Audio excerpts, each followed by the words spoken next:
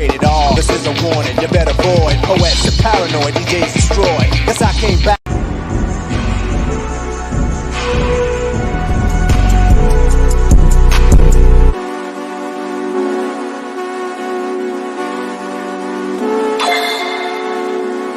That's a G53 and I swear that bitch go bang. Every time your shit come on, she cut. It all. This is a warning, you better avoid. Poets are paranoid, DJs destroy. Guess I came back.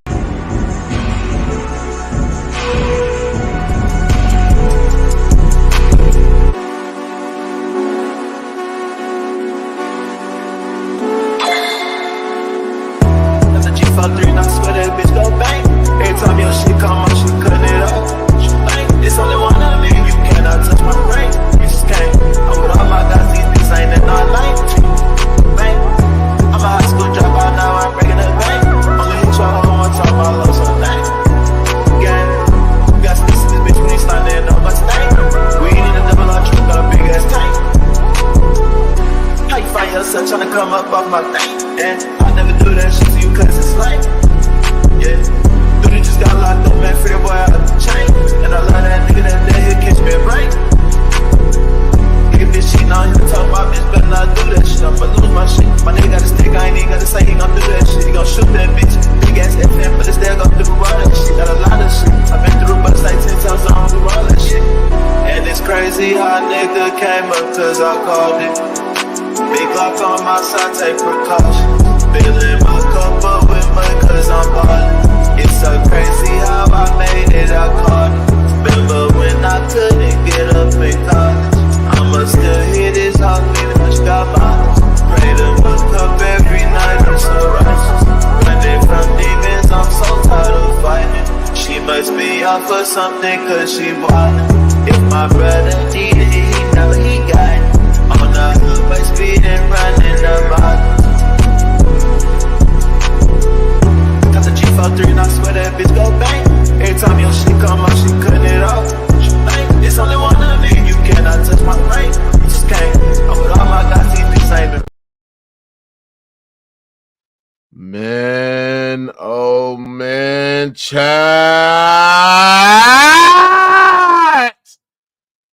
Holy hell, bro. Paul George is officially gone for the Los Angeles Clippers, ladies and gentlemen. Salute to everybody's in here, man. Real talk, bro. Paul George is officially gone for the Los Angeles Clippers. And, you know, the fact that Paul George made the decision while I was asleep is crazy, bro. But at the end of the day, chat, Paul George is officially gone for the Los Angeles Clippers. He joins Joel Embiid in the 76ers, ladies and gentlemen. Not going to lie, that is a good fit for Paul George as well. Primary focus on being off the ball, right? He fits well with Joel Embiid. This is the best wing that the Sixers had since having Joel Embiid on the roster as well. I mean, since having Joel Embiid on the roster is their best wing they had since Jimmy Butler. But at the end of the day, chat, you know, I have mixed emotions as a Clippers fan. You know what I'm saying? I'm happy that Paul George is gone for the Clippers. I'm happy that he is not on our roster no more, but I'm also kind of sad that we didn't get anything back for this nigga, especially when we trade literally a hole for this motherfucker. Traded Shea, traded D'Lo, traded all these fucking picks, bro, for fucking Paul George. We didn't get basically nothing back for this nigga, bro, right? So I have mixed emotions about losing a guy like Paul George. But you got to understand this shit too, chat, is that, you know, the Clippers, you know, the Los Angeles Clippers, chat, you know, on the bright side of it, the Philadelphia 76ers, chat, is going to be paying this man, Paul George, $50-something million at the age of 38.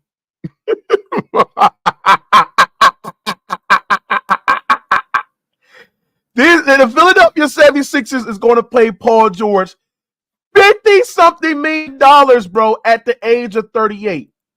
So I am glad that the Los Angeles Clippers moved on for that. Because at the end of the day, We're not paying no Paul George no 50-something million at the age of 38. Number two, bro. The Clippers basically have, well, first of all, they don't win a championship. And at the end of the day, chat, if you dive deep in the water, they're not winning a championship, and their championship window is closed. But also, you got to understand that, you know, the Clippers in the year of 24 to 25, the only person that they would have on the books, bro, that's getting paid large sum of money is Kawhi Leonard. They're going to have 2 max slots left in the year of 24 to 2025 season as well.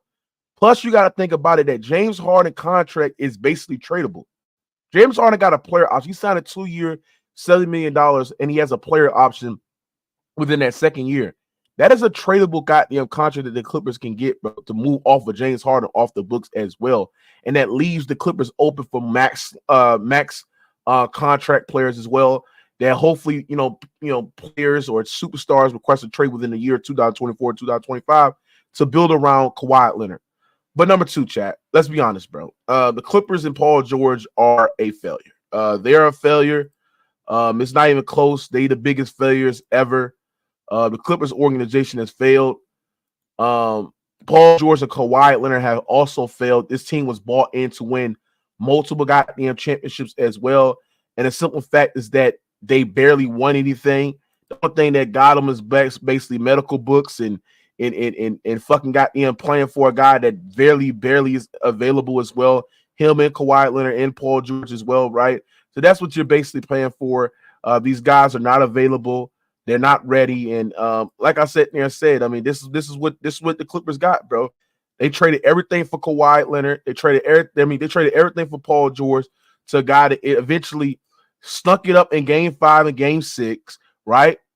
And then on top of that, have the audacity to go to the organization and ask the organization for a max contract extension.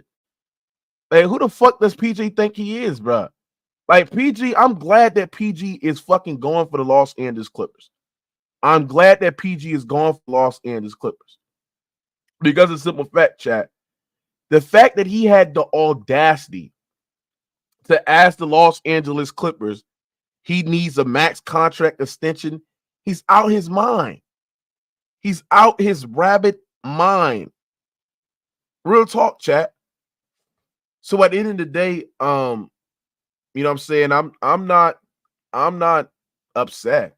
People think that I'm upset and mad that the Clippers didn't get anything or get anybody. It's like, you got to understand that the trade package that the Warriors tried to offer the Clippers, they didn't think that offer was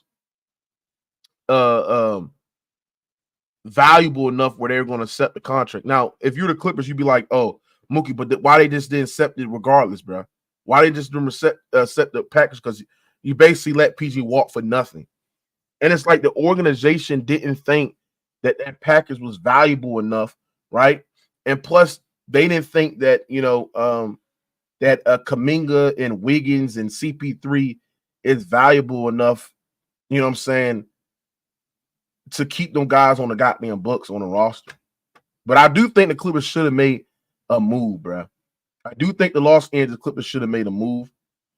But like I said there and said, chat, it is what it is, bro. It is what it is, chat. At the end of the day, I'm glad that we moved on for Paul George. Paul George is just nothing but a headache to the locker room. This man, and we're going to read the article about Paul George in a minute.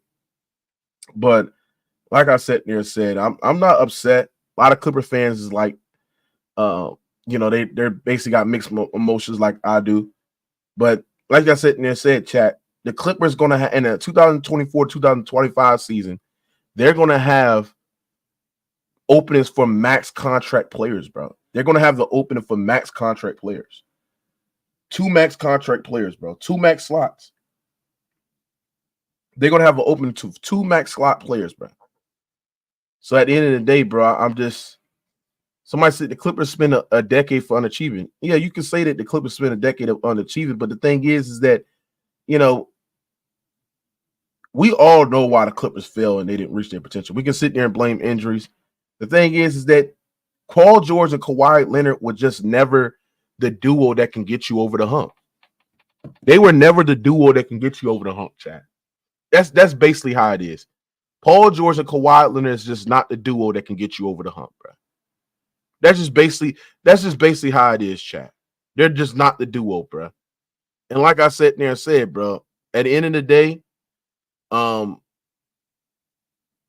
can see why Lawrence Freight made that move, but they're just not the duo to get you over the hump, bro. It's not. They don't fit well with each other, bro. They don't. But I do think Paul George is going to fit well with the 76ers, so good luck to him, and good luck for Finesse Daryl Moore and the 76ers. They're paying this man, Paul George, $51 million in 2025-26. They're paying him $54 million 26 to 27, and they're paying him $55 million at the age of 38. So at the end of the day, chat, I'm glad the Clippers didn't pay this man, Paul George, that much money. And the fact that he had the audacity to ask for that, bro, it's sad. But at the end of the day, chat, I'm not upset. I'm literally not upset, bro. You know what I'm saying? But Paul George is their best wing.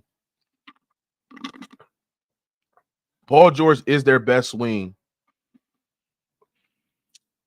since Jimmy Butler. Real talk, bro. So, I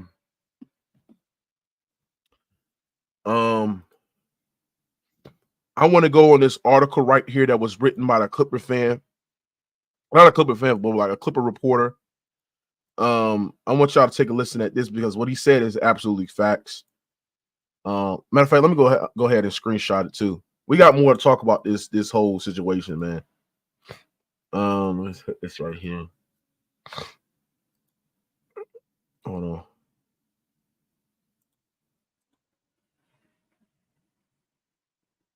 Oh my gosh, all these stupid pictures. Hold on, chat. Make sure y'all smash this like button, man. Get these likes up. We got over 1,200 people in here, man. Smash the like button, man. Salute to everybody coming here watching from you for Instagram, Playback, YouTube. All right, hold on. Let me put this up here.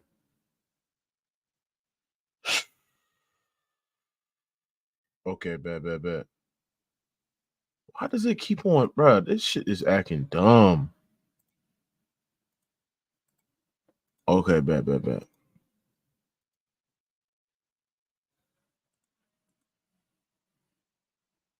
Okay, there we go. All right, chat. So this is what this article had to sit there and say. He said, and this is how this article said, there were a bunch of concerned quotes from that podcast, especially when considered some of the things he said previously when we talk about Paul George. He has complained about being used too much off ball multiple times, while also bemoaning being asked to play point guard and publicly advocating for a team to sign ex-Wash stars John Wall and Russell Westbrook. Not to mention, you can't really complain about having to do the dirty work when you're the third option on your team and you have the sixth highest salary in the NBA. The Celtics have won the championship in large part because their two-star wings did a lot of things you were complaining about, despite of one of them shooting the ball horribly throughout the entire playoffs. This article also written state about Paul George as well, because we're cooking this fucking fraud in Paul George. This bitch that literally did nothing for the Los Angeles Clippers.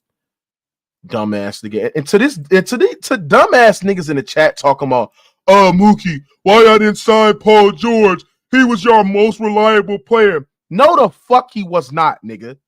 No, he was not. He was not reliable on the fucking court, and the nigga missed games too as well, bro. What are we talking about here, bro? Talking about he's more reliable. Get the fuck out of here, chat.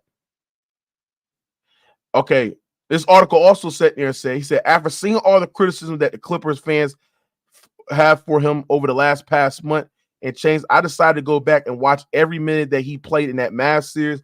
And ultimately, I came away thinking that a lot of what the Clipper fan was saying was true. He floats around on defense a lot. He's not a hustle play guy whatsoever. He doesn't get a ton of loose ball fouls or contested rebounds. He loose balls or contested rebounds. He makes some mind-boggling pass decisions. Is a wildly inaccurate passer. He settled for too many jump shots when he could get to the rim. This is all the shit I've been saying for Paul George. So, like I said here and said, the fact that the Philadelphia 76ers, salute this in, master, the fact that the Philadelphia 76ers gave this man, Paul George, $50-something million in year 4 when he's about to be turned in year 4 with the 76ers, when he is about to be 38 years old, and made Paul George the second highest paid player in the NBA, is fucking just embarrassing. And you can tell that the Philadelphia 76ers are desperate because they had to make the move to keep goddamn Joel fucking Embiid, bro. But yes, the last 5 years of the Los Angeles Clippers have been a complete failure. The Clippers officially lost that trade. We basically trade all those assets, chat. Just make sure. Just hear me out, chat. We basically traded all those assets, bro. We basically traded all those assets, bro, to get a Paul George on a 5-year fucking rental, and you're basically getting a peak Kawhi Leonard from that. That's what the Clippers got from this whole Kawhi Leonard and Paul George. You got a peak Kawhi, but you end up getting a Paul George on a 5-year fucking rental, bro. That's what they basically got for this shit. Fucking embarrassment, bro. This is fucking embarrassing, chat. Yeah, we up early today, bro. This is embarrassing.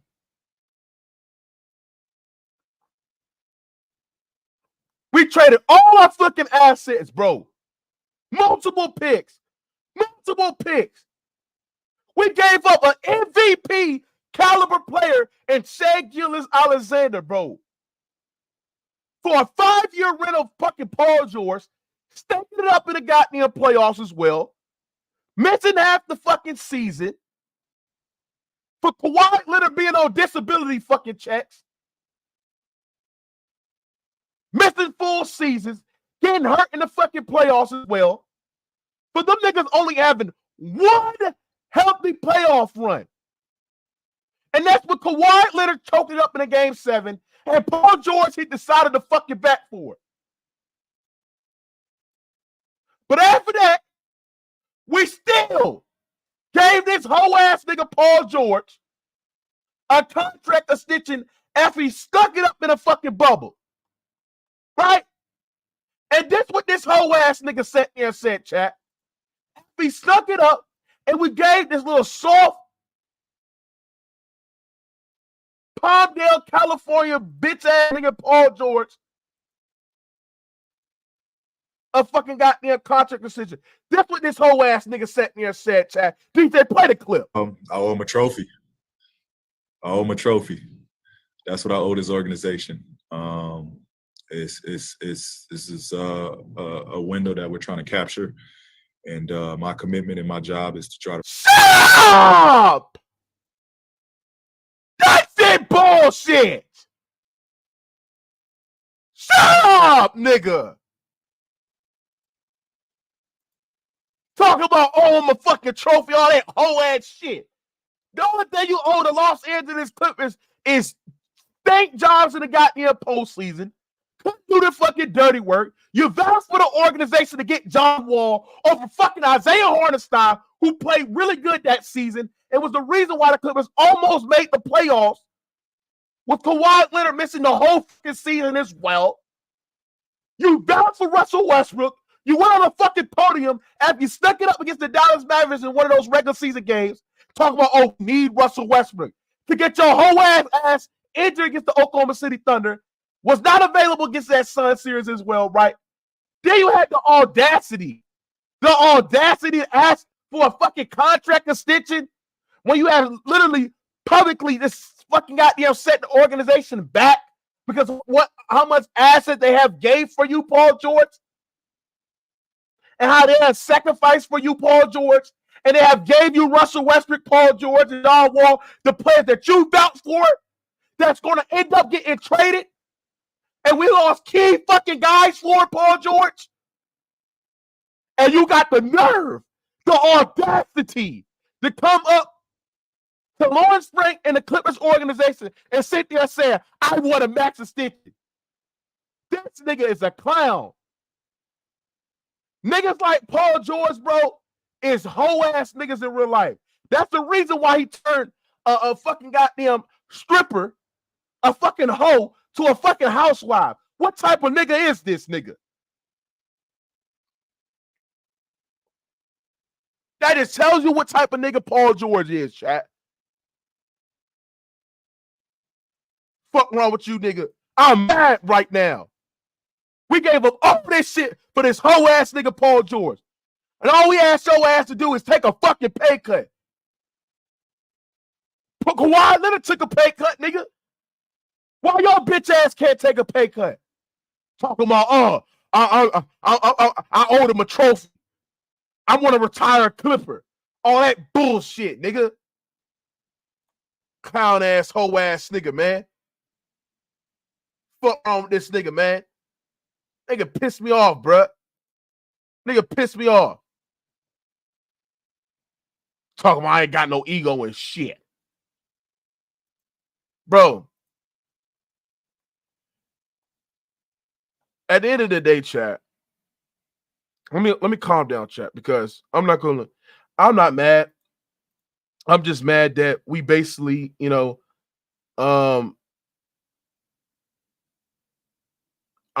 just basically mad that this motherfucker Paul George didn't really fuck the Clippers in the end, right? People keep on sitting there saying, Mook, you had the Warriors deal on the table. You had the Warriors deal on the table, bruh. You had the Warriors deal on the fucking table, right?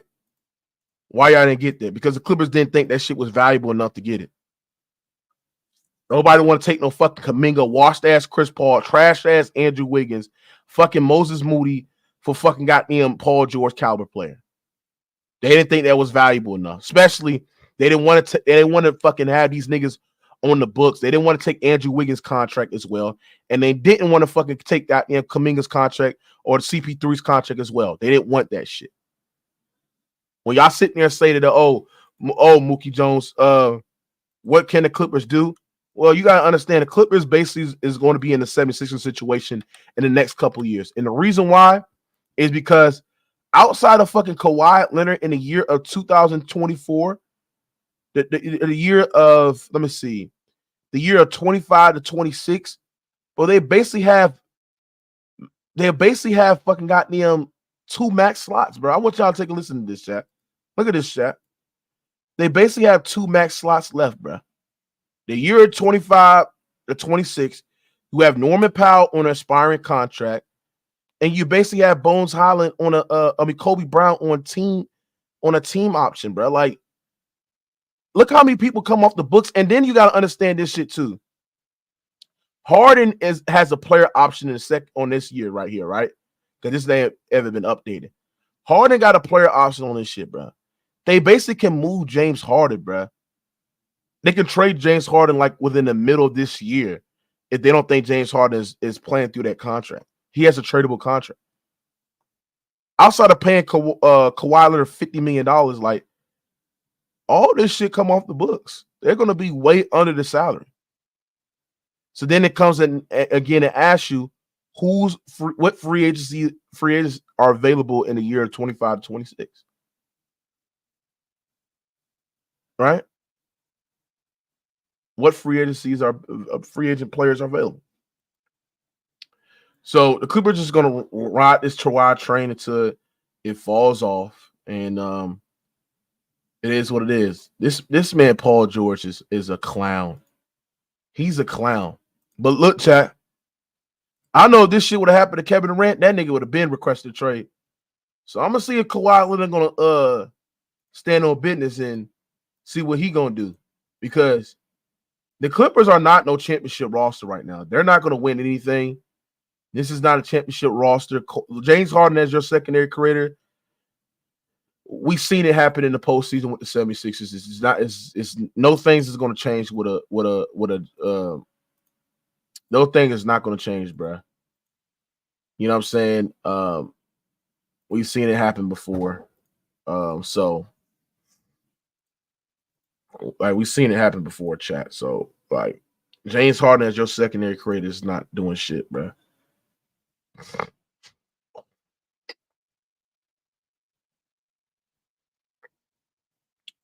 But chat, Paul George is officially a clown.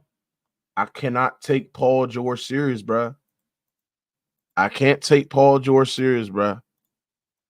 I cannot take a nigga like Paul George serious, bro. And this is what this co-ass nigga Paul George did on at the 76ers meeting, bro. He gonna show up and wear an Allen Iverson fucking shirt. Like this dude is a fucking clown, bro. Like I like Joel Embiid. Joel Embiid is one of my favorite players. I'm literally about to pray on the 76ers downfall because this what this nigga Paul George did, bro. That nigga is a fucking clown, bro. But Daryl Morey basically turned James Harden, trading James Harden and getting Paul George. He basically got him turned James Harden to Paul George, bro. You get away for James Harden, you get Paul George on the roster as well. That's what he basically did. That's what he literally did, Chad. Oh yeah, PG should get booed in LA. He did LA wrong. He lied to LA. PG should get booed in LA. But yeah, the Clippers failed. I mean, the Clippers failed. Now, did Kawhi fully failed yet? No, because he's still on the roster. But I think he's going to eventually fail because I don't think Kawhi Leonard, who's now going to be more relied on to play those amount of games, to have the Clippers stay afloat in the regular season as well, he's going to ask to goddamn carry the load much more now PG is gone. I mean, what the Clippers did in this free agency, bro, hasn't been a big needle mover. Like, they got Derrick Jones Jr. That's fine. I think Derrick Jones Jr. is a perfect fit with the Clippers. He's a really good catch and shoot guy. I think he shoots 38% in catch and shoot threes. He can attack, aggressive closeout. He has athletic ability. He can go up and catch lobs. And he's a good, solid defender too as well. So I think that's going to help take the pressure off Kawhi. I mean, that's one of the most versatile wings we had since having a guy like Nicholas Batum on the roster. So, you know, shout out to him. And I want to see what the Clippers are going to do with PJ Tucker, Russell Westbrook, and Bones Highland. Those guys, I think they're going to put up a three-team trade and get somebody, maybe a Zach LaVine as well, because a Clipper's going to need another secondary creator on the roster because James Harden is just not that impactful player to do that. But yeah, like I said there and said, Chad, you know, this shit is crazy. This shit is crazy. Paul George is going to Philly. Joel Embiid got his elite wings since having Jimmy Butler on the roster. And I think Philly. Somebody asked me where you think Philly stack up. I don't think they're better than Boston, but I think they're clearly the second best team in the. They're clearly the second best team in the goddamn the East. They are, but it is what it is, chat. Paul George is a hoe. I don't respect Paul George. Paul George's mentality, as well as just he's a clown, bro. He's literally a clown. Paul George is literally a clown. But from the Clippers organization, it's like, what is the Clippers like? Like, we understand that I see a sense of direction that they're going in, but like, chat, what is the Clippers plan for this shit? Like, what is the plan for this shit, chat? Like, what sense of direction they're going to? Like, is there like going through like where we're gonna build a more balanced roster around Kawhi and hope that the Clippers can make a deep postseason run, and hope that you can count on him with his health? or it's like, you know what I'm saying, or it's like, you know, we're gonna build a fucking goddamn, we're gonna build a roster around Kawhi and hope that we attract a big star free agent in the year of 25-26 when the Clippers will have a lot of fucking salary. I don't know what they're doing, or you know, they're basically, or Kawhi might request a trade and the Clippers might go on free rebuild. But like I said there and said, the team fumbled. You can make an argument that Kawhi you can make an argument Kawhi destroyed the organization more than Paul George, because he vouched for Paul George to get there. And he said that he's not leaving the Los Angeles Clippers, or he's not going to Los Angeles Clippers if Paul George is not on the roster. And to do that, the Clippers was basically handicapped and basically, you know, did everything to scramble up everything to get a nigga like Paul George. And look what they just gave up for this guy, to Paul George, who eventually just left the team. Like Lawrence Frank was like, you know what, Paul George, we know that you're valuable to this organization. We know that you're a good player. You know what I'm saying? We know that you're valuable to this team. But, bro, we're trying to build the most balanced roster around you and Kawhi. And the fact that you're asking for max money, but then you get on your fucking podcast and bitch about doing the fucking dirty work, right? But Lawrence Frank came to you and basically sat there and said, Paul George, take less than a max so we can build a cohesive roster, because you get on your podcast and bitch every single time. So you taking max money. How the fuck are we going to get the wings and go get the dirty work guys when you want a max contract extension, because you get on your podcast and bitch every single time? Paul George is a walking contradiction, bro. He literally is, bro. He contradicts his own goddamn points, bro. You on your podcast chat talking about us trading for James Harden. We had to give up Nick Batum, Rocco, and these other guys, and I was asked to do the dirty work and shit. Being the most softest motherfucker bitch ever. But then he's gonna sit there on the other hand and say, hey, I want the max contract extension. I want to get paid $40-something million, bro. Knowing damn well the Clippers gonna be well above the second apron, and they can't get other wings on the roster as well. So you're gonna be stuck doing the fucking dirty work. Something that you complain about in your podcast. This nigga PG is a backwards ass nigga, bro. Like, this dude is fucking backwards, bro. This nigga is, bro. I can't take this nigga PG serious, bro. Paul George, like, my goal is to win on here. Paul George said, my goal is to win. This was Paul George said. This is why I respect Dame. Dame basically sat there and said, bro. Dame basically said Paul George run for the grind. Dame basically sat there and said Paul George run for the grind. Real talk. That's what Dame sat there and said. He said no, because y'all traded for James when y'all was good with Russ at point guard. He was right. Y'all didn't need to make that move. Y'all didn't need to make that trade, and the Sixers would still been here. What are you talking about? What are you talking about, bro? First of all, the Clippers was not winning shit with Russell Westbrook at the point guard, bro. They weren't winning shit. So this is why Anthony Lewis do not watch Clipper games whatsoever.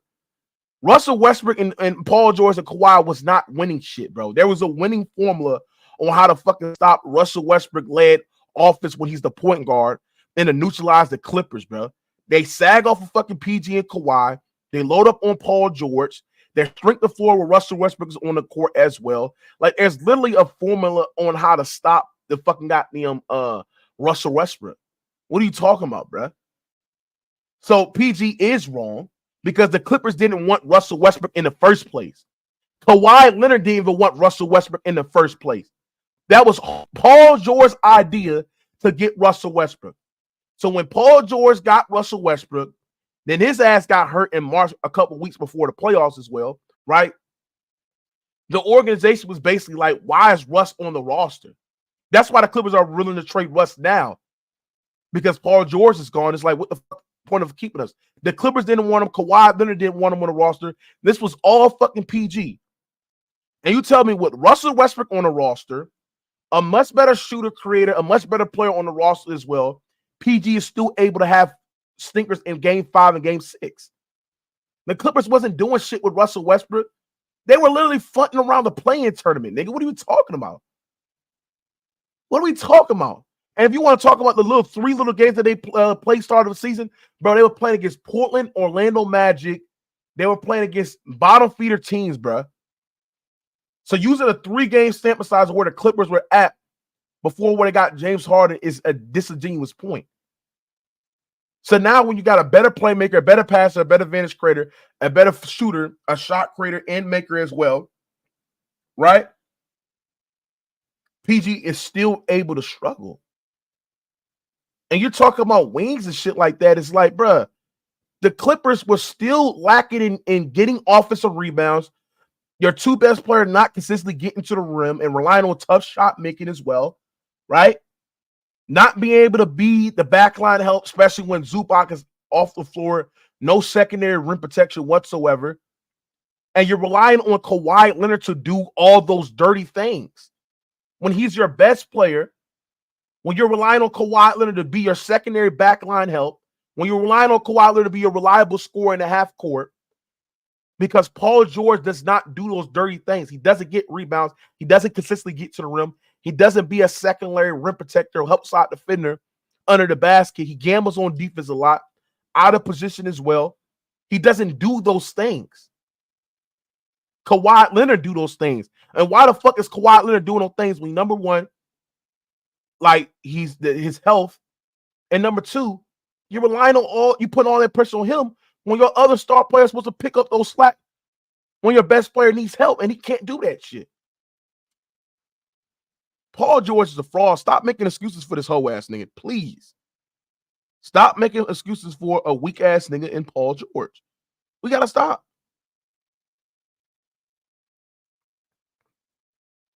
We're talking. Now, I'm glad that the Clippers got Derrick Jones Jr. because he's another guy that I can rely on doing the dirty work, the rebounding, being able to get to the rim, being able to attack aggressive closeouts, can hit catch and shoot threes, can somewhat be switchable. And I like that signing with the Clippers. But the Clippers are not going to win shit because they have James Harden as a secondary creator.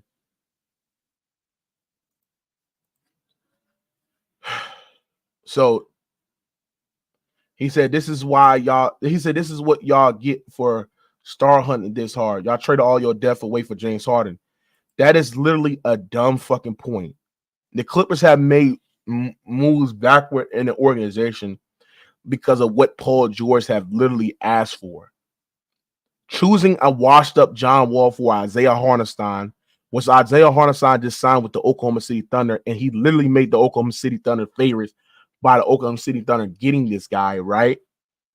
And what he's done for the New York Knicks, choosing John Wall over fucking Isaiah Hartenstein, who is fucking better than Ivica Zubac, who's better than our starting caliber center, because Paul George vouched on getting John Wall, is stupid. Asking to get Russell Westbrook is stupid.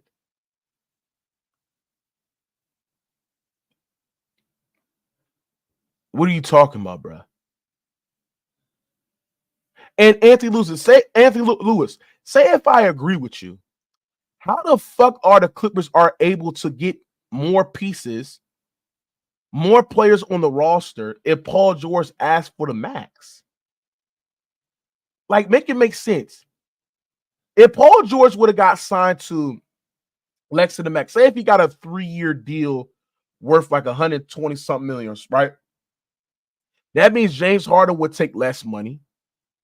And that means Clippers would have had more money to get other players that they can go get. It just the fact that Paul George had the audacity to ask for Max it's just crazy. Yeah, let's get these likes up, man. Get these likes up, chat. Get these likes up. What are we doing here, bruh? Get these likes up, chat. I gotta get some Clippers fans in here, man. I gotta get some Clippers fans in here, man. You know what I'm saying, chat? You know what I'm saying, chat. This shit is crazy. This shit is crazy, chat. I forever lost respect to Paul George.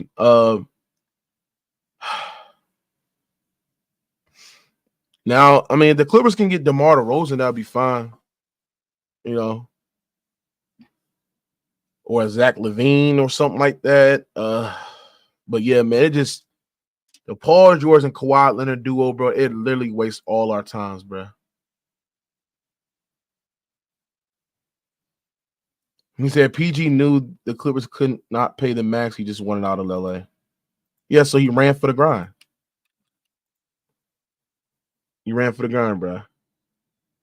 That nigga literally ran for the grind. Thank you. He literally ran for the fucking grind, bro.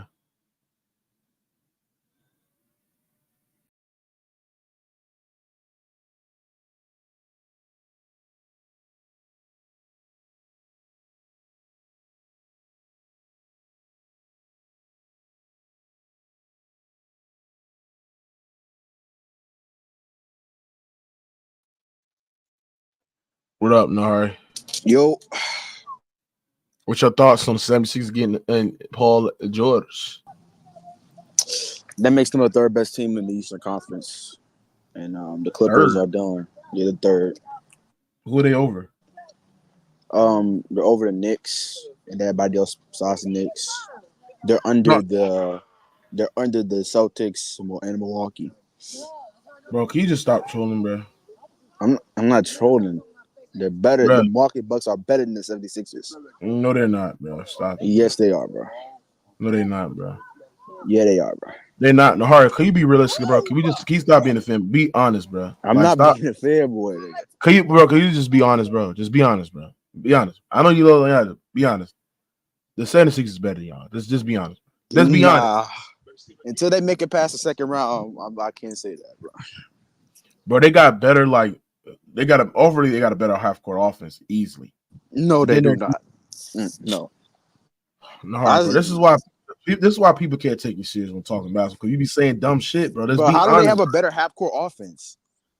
They have better creators. They have better creators on the roster, though. Like in the half court. In the half court, they have better creators on the roster, bro. Dame is still a better creator than Tyrese Maxey. And I'll give you that. You can say Joel Embiid's better offensively than Giannis. Cool. But Chris Middleton, Paul George. Chris Middleton and Paul George, yes. Paul George slightly better. He's a slightly no. All right, then. So you got more creators. The only edge you probably give is Dame over Max. But off the bench, though, they still have better creators. Like Bobby Portis. Bobby Portis is way better than any creator they got off the bench for Philadelphia. Any creator. Philadelphia bench kind of weak now, I ain't gonna lie.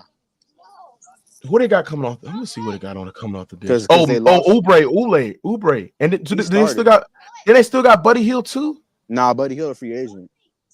They got Eric Gordon and Kelly Oubre. And Kelly Oubre might start. I don't know what's going on. He might play the 2 guard. So why you say the Clippers are done though? Unless I don't see them winning a championship. I don't even see them contending at this point. Especially now that your secondary creator is James Harden. I mean, I don't know what they're supposed to do with James Harden being your guy, being your secondary creator, being the second option, scoring wise. He's more like a third option who can play, make, and facilitate the offense.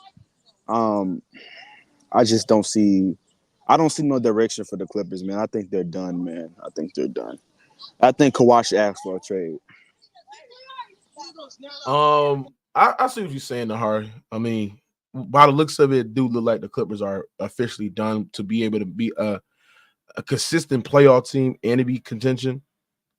But you got to look on the bright side about it, Nahari. And the bright I side think about they, it, the bright side about it is that number one, they moved off of Paul George. They move off that motherfucker. So now they get him off the books. Number two, James Harden signed a contract that they can eventually trade because he has a tradable contract as well. All right. Number two, if you look at their salary cap, bro, in the year of 25 to 26, so it's literally after next year, the 25 to 26 season as well. Mm-hmm. Like they literally have 2 max slots open. I know. I think it was smart for the Clippers not to pay Paul George, to be honest with you, because like again, he's 34. I think a lot of people don't understand how old Paul George is. Bro, I want you to know this, Nahari. Do you know what the Philadelphia 76ers just gave this motherfucker? Oh, they overpaid, bro. They literally gave this nigga $50 million a year at the age of 38. Yeah, I saw. Crazy. So they literally made him the second highest player, and he's and they literally about to give him $50 million at the age of 36, 37 years old. So he's gonna be 38 by the end of his contract. Bro, the fact that they literally gave him that contract, bro, just shows you that I'm happy that the Clippers didn't even give this nigga Paul George that. But then the thing, you got to understand this too, Nard. In the year of 25 to 26, the only guy that they're going to have to play the big contract is Kawhi Leonard. They paying this guy $50 million. But that leaves open for more max players as well. So, like I said there and said, that's why I think y'all should rebuild. And then just trade Kawhi, get some assets back, because y'all have no draft capital right now. Y'all traded all your draft capital away for James Harden and Paul George. All right, let's look at the 2025 free agents. Jason Tatum, player option, but they probably gonna resign him. Jalen Brunson, player option. Donovan Mitchell. He got some. They could get Donovan Mitchell. Lauri Markkanen. They could get Lauri too. Brandon Ingram. They could get Ingram too. Evan Mobley, LeBron is staying. Cade just got resigned. Jamal got resigned. Franz Wagner. Kyrie, Jimmy. Nah, hell nah. You don't want Jimmy? Hell no. Nobody want no Jimmy. Nobody want no next to Kawhi, that would be a good duo. Hell no. No, he better than Paul George. You know what? Do you know what age he's going to be at? Do you know what age he's going to be at that time, Ken? But Mookie, he's the second option though. This is next year, Mookie. This is 25. This is 25 to 26 season. So this is not next year, but the year after that. You got the next year. He's gonna be old by then. Wait, Mook, can I cook? He's gonna be like 36, 37. Wait, Mook, can I cook Lawrence Frank real quick, bro? For what? Because you know he had a deal with the Warriors and like he passed on it to let Paul George go for nothing. Well, crazy. But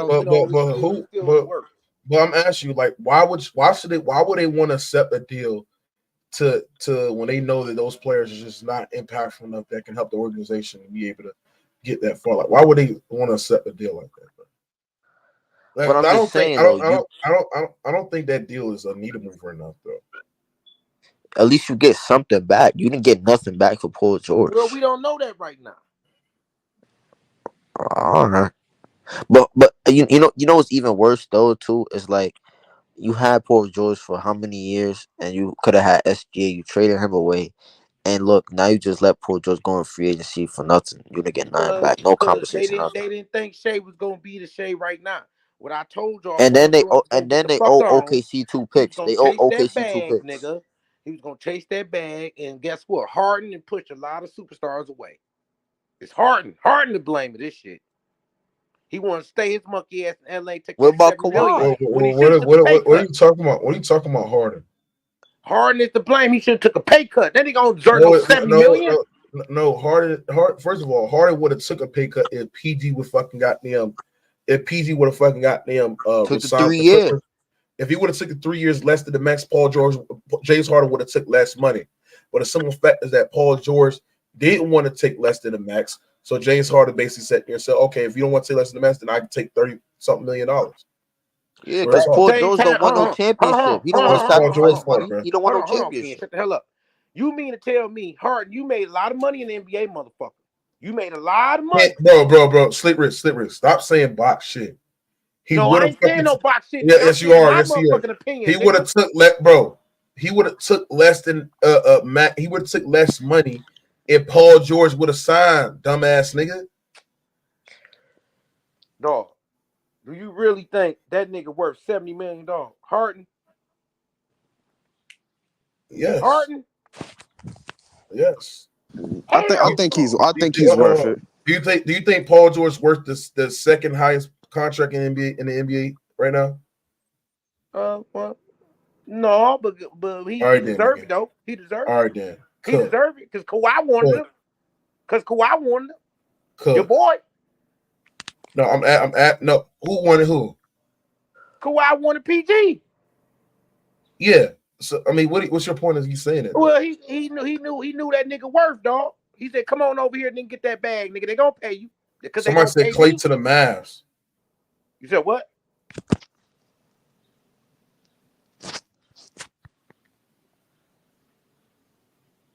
Hold on. Clay just got. Bro, stop lying. They're lying, bro. Yeah, I'm about to block this nigga, bro. They're lying. Everybody know he going to the Lakers. Everybody told you everybody want to be the Laker. Everybody want that purple and gold, nigga. It equal to a championship. Yeah, my point is to sit there and say this it's kind of bad. He said, somebody said,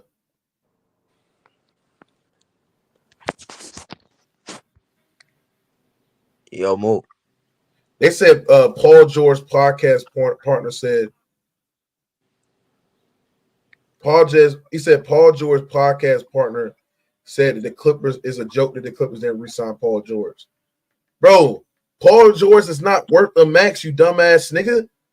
Why you say that? Because he's not old. He's not worth no max contract, bro. At this age, he not. I ain't gonna lie, Slick Rick. The nigga old as shit. Bro, he's not worth a max contract, bro. I'm sorry, bro. He's not. Nah, but hold on, Slick Rick though. Check this out. So now that Paul George left, right? Like, what is Kawhi gonna do? Like, how does he? Hold on. Paul George's podcast partner just sat there and said this. Y'all know the white guy on this show, bro. Yeah, the white guy with the glasses, right? Yeah. He said he basically tweeted out Philly, right? And this was a shame. And somebody under the comments said, "You best turn off your comments. They coming for you." Pause. I'm warning you. And he responded talking about, LOL. Clipper fans who hate PG, I'm telling you, they hate you, Jackie, because of that podcast. Clippers, and he responded, Clippers suck anyway. He said the switch up is nuts. And then this is what he responded. He said, it's a joke, but I do think they are crazy for not paying what him.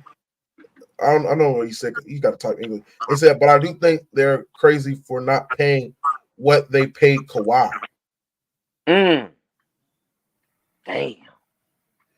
Bro, what the fuck is he talking about, bro? He don't think Kawhi worth that money. So he said, why the fuck? Yeah, that nigga's a hoe, nigga. He's not. Bro, this nigga Paul George wanted more. He wanted a max, nigga. He wanted a max, bro. But he played more games than Kawhi, didn't he? It don't matter. He could play more games all he wants to. He's nowhere near valuable as Kawhi Leonard. That's the point. Kawhi used to be valuable. Kawhi is more valuable than fucking goddamn Paul George. What are we talking about? To a team aspect, he's better. Are you saying Paul George is better than Kawhi? Because if you say that shit, bro, you don't know nothing about basketball. I didn't say that. You saying that, Nick. Okay, so my point is to sit there and say that PG offered what this guy is saying is a lie. His podcast partner's a lie. They offer him Kawhi Leonard type of contract, and PG wanted the fucking max. So don't sit there and say that they're crazy for not offering PG what the Clippers gave Kawhi. That's a lie because the Clippers tried to give him Kawhi type of money. They try to give him that Kawhi type of contract. Mm-hmm. And that nigga basically wanted a max deal. He wanted more than Kawhi. So like I said here and said, PG is a hoe. He just trying to save his reputation. I don't believe what that hoe ass nigga sat there and said, and I follow PG on every fucking platform, bro. Mm-hmm. Hey, and just let you know, Nahari, your Bucks ain't doing shit. They just signed Dylan Wright, nigga. Stop it, nigga. Nah, you lied. We just signed Dylan Wright? Yes. Yes. Yes. This nigga say yes. Yes, nigga. You don't understand how good Delon Wright is, nigga. Oh yeah, Who? nigga. Who is Oh that? yeah, nigga. Right. Who is that? Nah, nigga, you lying though. We ain't signed Delon Wright though, right? Which I did. Oh yeah, nigga, it's over, nigga. It's over, nigga. He It's talking over, about nigga. it's over. We got This a nigga defensive. dog. We got a defensive point guard, nigga, that can hit threes. Yeah, nigga. Come on. This nigga big dog. But yeah, like I was sitting there said, bro. An unknown player. I'm just done with the Clippers, bro. The Clippers, bro. I'm done Nah, with Paul nigga, you George. just don't know him. He played for I'm done Miami. with How Paul you Damn right, I know don't know Delon him. Wright is? Bro, I'm done with Paul George, bro. This nigga Paul George is a hoe. Glad we moved on for this nigga. And I'm gonna tell y'all about the Milwaukee Bucks. Paul George is Bruh. selfish too, by the way. Bro. Paul George is a clown for this. No, Harden, I'm gonna ask y'all about the Milwaukee Bucks. Y'all might as well stay packed to y'all team, bro. Y'all might as well have everybody on the roster, bro. Because it's nothing nigga. y'all can get that's gonna able to move the needle for y'all team. And plus, y'all don't have a lot of salary as well, so you might as well keep a hold of Bobby Portis and Brook Lopez as well. No. But the Okay. Lakers want Brook Lopez, though. That's what I'm saying. The Oh Lakers man, I want Brook hope we Lopez. get that dog. No. Dang. You're basically trading Brook Lopez for worse pieces. What's worst pieces to you? Vanderbilt and fucking goddamn who else y'all getting? Rui Hachimura. I don't even think they want Vanderbilt. They want Austin Reeves. No, The we Lakers ain't not giving up Reeves. Austin. Bro, Lakers the not Lakers giving up would give up Austin Reeves for Brook Lopez. Yes, they They're would, not. bro. I doubt No, it. we ain't giving Yes, up no they would, Reeves, bro. nigga. No, Nigga, they're you not, crazy? bro. Because bro, you gotta understand for the Lakers standpoint, that's a perfect fit for AD and LeBron. I don't want that old nigga no more, but for AD and LeBron, come on, man. Bruh, stop it, bro. They're not giving up Austin Reeves, bro. I'm happy we at least got somebody. I like the Lakers not trading Austin Reeves at all. They had an opportunity to get DeJounte Murray for goddamn they had an opportunity to get DeJounte Murray from Austin Reeves. And they made it damn, bro. They made it publicly clear that they're not trading this guy. I'm not gonna lie, bro. The Bucks don't really need to make too many crazy moves to beat this version of the 76ers who know with depth. They have depth. Not really. They got a bunch of old niggas that's washed. And they lost all their wing depth, bro. But yeah, chat. I'm eager to see what the Clippers are going to do because I don't think they're done making moves. I think DeRozan's out there, bro. What are y'all gonna do with Zach LaVine, bro? There's some teams that want Zach LaVine. He probably gonna want. Bro, he need to go to the Lakers. Nah. Yeah. No. Nah. Bro, why y'all hating on LaVine to the Lakers? The Lakers don't got the contract so for LaVine. He's making Yeah, we $40 do. million. What y'all gonna give up for LaVine? D'Lo, he opted in, but they don't want D'Lo. D'Lo not enough. D'Lo and Rui, that's enough. That's still not enough. But Zach LaVine's making $40-something million a year. We got D'Lo's only making like $15 million. D'Lo making $20 million. Rui making like $20 million. Like 14. Right. So you need another player. You probably got to throw Prince in there as well. Christie. We just re-signed Christie. So y'all giving up all that for Zach LaVine? D'Lo? Nah, that's too much. Yeah, see, it don't make sense. Because LaVine, the Bulls got to trade him with a first. But it's because his value low. But he a good pickup. The Bulls not trading Zach LaVine with a It's first. over with. It's over with. Y'all title window shit done for. It's over with. Clippers in the trash can. Close curtains. But you know the irony too, though, Mookie. Y'all know Isaiah Hardenstein, right? Yeah. The player that y'all helped develop, right? Y'all developed him to be a really good center in this league. Fact. Just to pick up John Wall. y'all picked John Wall over Isaiah Hardenstein. Oh and my now God, Hardenstein is going to sign to the Thunder. Bruh, that's crazy. That's now crazy. he signed with the Thunder, bro. Because I knew I knew Isaiah Hardenstein was good when he played the whole season with the Clippers. And he was part of the reason why the Clippers, even without their best defender and Paul George missing the half season, was still a top 10 defensive unit that year because his versatility, what he can do, like defensive wise, play good drop coverage and being able to rotate, being able to be an adequate enough rim protector as well. You know what I'm saying? With him and Zubac and Hardenstein and stuff like that. And the Clippers still they still say, you know what? Let's get washed ass John Wall that we traded in the fucking goddamn middle of the fucking season. Who hadn't played basketball for like 2 years.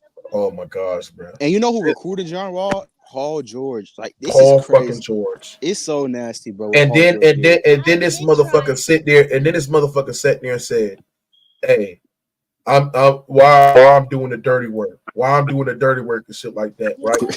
But you then ask for a fucking max then. Like, make that make sense. You complain about doing the dirty work, but then ask for a fucking max, bro. He a max contract player. He been getting maxes his whole career. Why wouldn't he get a max? He's not a max contract player at the point of his career, bro. Why is Paul George not a max contract player? Because from an organizational standpoint, it doesn't make sense giving a guy $38 million at the age of 40. When you look at how he plays right now, he's regressing as a basketball player. Yeah, it doesn't make sense for him to get. I wouldn't even say it's for sure he's regressing, bro. He just had. He's clearly regressing. He clearly right. You don't watch Clippers basketball or don't watch basketball. Period. When you look at Kawhi, when you look at Paul George, and look at the value that he brings on a basketball court, it's not sustainable enough for you to be able to contend because he doesn't do the dirty work, doesn't rebound, doesn't provide a secondary rim protection, doesn't provide backline help, don't get to the rim as often as he used to, bro. He's regressed. So why the fuck I give this man a max contract more than my star player? Because I know that my star player Kawhi, yeah, even though he's injured and stuff like that, I know I have a chance when he's playing basketball than a guy like Paul George. I would give him next to the max. He took a $60 million pay cut than a nigga at Paul George. When the Clippers offer him the same contract as their best player, Kawhi Leonard, but that nigga sat there and say, "No, I don't want. I want a fucking max." But then sit there and complain on this podcast, talk about, we traded for James Harden to make me do the dirty work and shit like that. We don't have no wings and shit like that. But then ask for more than a fucking max. Man, stop this nonsense. He don't deserve to be on this team. I don't even think it was the max that was a problem. I think it was the fact that he wanted a 4-year deal, and the Clippers they were not trying to give him a 4-year deal because they're not trying to pay him at 38 years old, $50+ million. That's just crazy. No. Well, they didn't want to win a championship then. You know what I'm saying? Because out Paul George, they not winning no championship. They not contenders no more. I mean, that is true though. It's a lose-lose. I mean, unless they somehow win the championship and they can put together one healthy playoff run, maybe. Oh, hell no, nigga. You well wishing, nigga. I mean, they made 2 good moves so far, but if they don't get DeRozan, they out of luck. Nobody else is moving the needle. DeRozan, I guess he kind of fits with him and if they get I want Zach LaVine, bro. Yeah, Zach LaVine is a much better fit with him. Y'all don't have the money for him. Well, y'all do now. Maybe they could do. I don't know. They probably don't got the money right now. They don't got the con. I mean, they got Russ. They got PJ, who's making $11 million. Russ is on like a cheap contract though. He making $4 million a year. Yeah. Might just buy Russ out, just let him walk, or they might try to trade him or something. The Kings probably gonna get LaVine if the Lakers don't. Yeah, man. He said trade Norm, Russ, PG, and Coffee for PJ for Zach LaVine. Yeah, I would probably do that because I would definitely. It don't make, and I think the Clippers are going to eventually trade Norman Powell because you basically this y'all gotta understand them getting a guy like Kevin Porter. Hey, Slippery, mute your mic, bro. You got background and feed on that shit, bro. Mute your mic, bro. Damn, bro. But my point is to sit there and say is that them getting Kevin Porter Jr. that is basically their Norman Powell replacement because he provides the same thing of what Norman Powell provides, bro. Shooting, shot jacking, spacing on the basketball court, creation, coming off the bench as well. So it's no point of you keeping Norman Powell and fucking goddamn Kevin Porter Jr. Kevin Porter Jr. is more on ball. Norman Powell's like off ball, more of an off ball scorer. I know, but he can play off the ball too as well. So what I'm saying is that like my point is to sit there and say they both basically got two of the same type of players, bro. Even though Powell's a little bit more off ball, they basically got the same type of players. So it's just like I don't know what the Clippers are going to do. They're probably going to trade Norman Powell. They can trade Norman Powell, who's getting up there in age, I would trade Norman Powell, put in a package together to get Zach LaVine because they need another secondary creator. Because at the end of the day, I just look at the 2025 free agency chat, and it doesn't look that stat because most of these players that are on the books for the 2025 season, bro, is like, not gonna lie, chat. Like, if we being honest, chat, like these players, chat, like most of them are gonna eventually resign. Like Jalen Johnson's gonna resign. Probably Fred VanVleet going to be available. Aaron Gordon might be available, but like Jimmy Butler's going to be available. But it's like most of these players are just going to be. They're mostly going to resign with their respective teams. I don't see no player that can move needle. I think Brandon Ingram is probably going to resign. If he gets traded, he's going to resign with that team as well. Unless it's a trash ass team. Like most of these players going to resign. Like Jason Tatum's going to resign. Nah, Tatum not resigning. He out of there, bro. Yes, he is. Well, he's resigning, bro. What? Yes, like what are you talking about? Yeah. It's politics, bro. Can't stay there. Yeah, bro. So. And Tatum could have signed the extension already. If he ain't signed that extension, bro, he probably gonna leave. Damn, they got Hardenstein, bro. That's crazy. Yeah, they got Hardenstein and Caruso. Yeah, they might at the finals. Damn, Chad. They're that's like really what they was legitimate missing. contenders. They're legitimate contenders now. And they still might have Hardenstein coming off the bench because they might just want to maximize. They're gonna move Chet to the 4. Yeah, I think Chet gonna play the 4. OKC is the favorites. You think they're the favorites? Nah, I think the Out favorites west? still Boston. No, I said they're the favorites out west.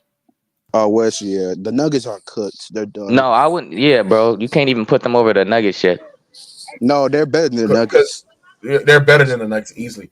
I think they address the needs of having a real 5 out there that can get rebounds, be able to that has good touch around the rim, that can make interior passes for a big at a quality level as a big. Is a great screen setter as well. I think Isaiah Hardenstein fits perfect on the roster, bro. And I don't see anybody that's gonna give Jokic problems on that Thunder team to put them over the Nuggets. Shea? Who's guarding Shea? Yeah, who's guarding Shea? All right, you can say that, bro. I'm just saying, bro. You seen how the Timberwolves gave them problems? It's because of their bigs. They don't have the bigs to stop Jokic, bro. They don't. But they could have Hardenstein guarding Jokic and have Chat backline help. And Jokic is gonna dot the corner every time. Jokic is gonna dot whoever's open. He's gonna Gordon. Gordon is a better shooter now. Gordon Gordon is getting better at shooting corner threes, bro. And he could roll, bro. It's not as easy as it looks, bro. Era Gordon. Okay, bro. Yeah, this nigga troll. You're leaving them niggas. I'm not trolling, bro. I'm dead serious, bro. They don't have the bigs to stop Jokic, bro. They don't. And the Nuggets don't have the POA to even remotely slow down SGA. They have Jamal Murray. Jamal Murray can go at SGA, bro. Offensively, I'm not saying he's stopping him defensively, but he can go at him offensively. I'm talking about the POA. What POA did they have to slow down SGA? Yeah, point of attack. What's their POA? I mean, they lost KCP, so they got to get somebody else. Who are they going to get? I don't know. His free agency is still open. Didn't they just get? Yeah, they're done, Chad. They're done. They're cooked. Come on, bro. It's not hard to get a point of attack defender, bro. But it's like, you need a point of attack defender and also somebody that can provide you floor spacing and some versatility offensively. Like KCP fit perfectly with them because he can provide versatility offensively. He can attack closeouts. He can mid range. He can. They got some guys that they could get those minutes to though, like Peyton Watson. Braun Watson's trash. He can't shoot, but he's a really good defender. He's a really good point of attack defender. Christian Brown is becoming he's a decent defender too. They got players. That's why they didn't bring KCP back. Liability, but that's the reason he wasn't getting no minutes in the playoffs, bro. They lost all their point of attack players that can kid you something offensively. They lost Bruce Brown. He was huge for them. They lost Jeff Green, and now they lost Kentavious Caldwell-Pope. I mean, majority of their championship rosters, they lost key pieces to that championship roster. The run was already looking a little fluky, but now they're cooked. They're not going to beat the Timberwolves. They're not going to beat the OKC. The Timberwolves is the only team I see, bro. Like we seen this year, the playoffs is all about matchups, bro. It's about who you're playing, bro. Hey, Nahari, I just want to let you know. They said I've been told Nikola Josic's behind the scene privately pushing Russell Westbrook in Denver. Jokic want to play with a 9-time All-Star, former MVP, Russell Westbrook. So Jokic want Russell Westbrook on the roster. Well, I don't know why he want that nigga. That nigga's trash. Maybe Jokic can make him better. No, bro. He can't make that nigga better, bro. Russ just needs the. How is he even going to play with Jokic or Murray? How is he going to play with them? He has no off-ball value. He can't shoot. He can't finish at the rim. Sure, he's a solid passer, but it's just like, bro, he's not really giving you much defensively. He's not a liability, but it's not crazy defense. He's above average. I mean, his shot selection, the IQ was horrible. I mean, I know, just like I was seeing him grab offensive rebounds, or he'd grab an offensive rebound, walk to the 3-point line to shoot a 3. Like, his IQ is terrible. Who's? Russ's, bro. You see him in that Clippers series, bro. That Maverick series, bro. He was awful. Like, he was borderline unplayable. So if they get Russ, they're done. Like, you replacing Russell Westbrook, you replacing KCP with Russ. Like, come on, man. What are we doing, bro? I don't see that happening at all. Hey, Ghost, what you got on this trade, Ghost? Ghost. Man, hold up for a second. I gotta get this mic right. This nigga, bro. Talking about getting this mic right and shit. Yeah, all right. I was just talking to Tone about it, man. Y'all in trouble, bro. Celtics in trouble. Celtics? Yep. They're not beating the Celtics. They're not beating the Celtics. Yep. Stop PG. It. So you honestly, bro, Celtics got too many pieces. You honestly think that a nigga that would just complain about doing the dirty work is in a situation where he going to have to do the dirty work because his main star is not going to be fully % healthy in the postseason? Oh yeah, he gonna do it, well, bro. He's not going to do the dirty work. Y'all got to understand, PG is in the same situation that he is with the Clippers. He's in a situation where his best player is not reliable, and he's going to miss games. He's going to load managing games. So it's required Paul George to do the dirty work, the backline help. He's going to have to, be the reliable defender as well. Bro, PG is not going to be able to do that shit, bro. We've seen it firsthand. I watched almost every Clipper game. He doesn't do the dirty work. And I want you to read this article right here, Ghost Sound, and what this article had to sit there and say. But he's not the star no more, Mookie. He's not a star over there. Read it. He's just a regular player. Read it. There are a bunch of concerning quotes from the podcast, especially when considering some of the things he has said previously. He has complained about being used too much, off ball multiple times, while also bemoaning being asked to play point guard and publicly advocating for the team to sign washed. Who put washed in there like that, bro? To sign washed ex-stars John Wall, Russell Westbrook. Not to mention, you can't really complain about having to do dirty work when you're the third option on the team and you have the 6th highest salary in the NBA. The Celtics just won the championship in large part because their 2-star wings did a lot of the things you're complaining about, despite one of them shooting the ball horribly throughout the entire playoff. Who wrote that, man? I mean, that's facts, though. That is facts. I mean, it's some dirty facts, though. I ain't gonna lie. It's some dirty work in there. You can't complain about doing the dirty work and being off ball, especially now this year in Philadelphia. Can you read this, Ghost? Yeah, after seeing all of the criticism that the Clippers fans have for him over the past month and change, I decided to go back and watch every minute that he played in that Mavs series. And ultimately, I came away thinking that a lot of what the Clipper fans said was true. He floats around on defense a lot. He's not a hustle play guy whatsoever. He doesn't get a ton of loose balls or contested rebound. He makes some mind-boggling passing decisions and is a wildly inaccurate passer. He settles for jump shots a lot when he could get to the rim or draw fouls. I mean, somebody got it in for him. Who wrote that? But he not lying though, bro. Paul George don't buy in. Mike O'Connor wrote this shit. Mike O'Connor from the Athletic. Oh, yeah, okay, yeah. That's the article we had. Yeah, okay, yeah. So, yeah. Also read this.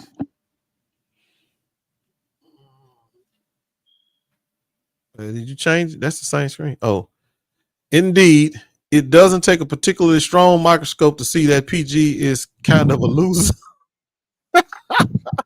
He's simply not known for his leadership, accountability, or ability to shine on the big stage. To reference the analogy that a rookie voicemail caller made a while back. He's a sailboat. He's not going to fight against the current when things go bad. He goes whichever way the wind makes him go. Hey. So, chat, shout out to Mike O'Connor for that chat. And a lot of the shit he said, I have said it verbatim on the playback. I've said it on countless streams. You can go back and watch. All the shit he's saying, I've been clearly saying, bro. And you can literally see it in the Dallas series. Go back and watch those Dallas series when we was on playback. There are so many times where I'm screaming, PG, stop over-dribbling, stop selling, get downhill, get to the rim, draw fouls, put pressure on the boards, get rebounds, bro, do the dirty work, pass the board, be the secondary rim protection when Zubac's out, and he can't do that shit. So you saying, you're coming up here talking about, you sitting there coming up here saying that, Paul George is going to be good with the 76ers, which that's going to result into them winning a championship and being better than Boston, which you have multiple wings that can do the dirty work as well, bro. It's crazy. Paul George can't do that shit. And he's going to be in a situation. And hard, mute your mic, bro. You got background music, bro. I'm about to kick you off, bro. The thing that you got to understand that Paul George is going to be in a situation where he has to do those other things.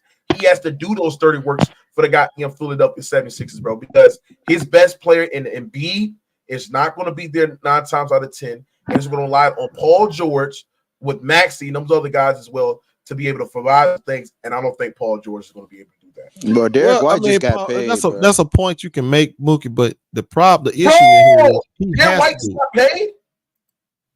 Say what? Hold on. What the fuck?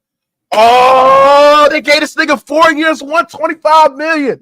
Oh, holy shit! The Celtics just gave Derek White 4 years, $125 million, bro. Oh, damn! Celtics got all that money. So what does that mean? Is they gonna resign Tatum? Man, Tatum gonna leave. I told y'all. Man, that boy ain't going nowhere. I wouldn't want to stay either, bro. You gave Brown my Finals MVP and my Eastern Conference Finals MVP. Fuck Boston, bro. Man, he had nothing to do with that, bro. Boston had nothing to do with that, bro. Hold on, chat. So I want to ask y'all this: does that mean Tatum gonna get? How is they gonna have enough money to resign Tatum then? They not, because they paid Drew, they paid Porzingis, and Brown got a super max. They don't.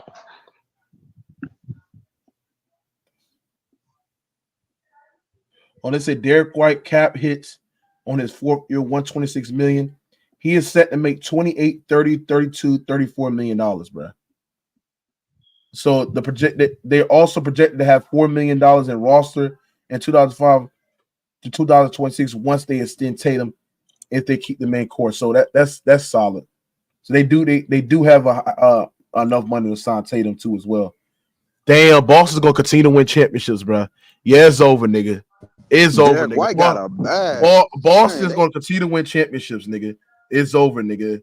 It's over, bro. They have capped Derek White, the main guy that's the port for this roster as well, right?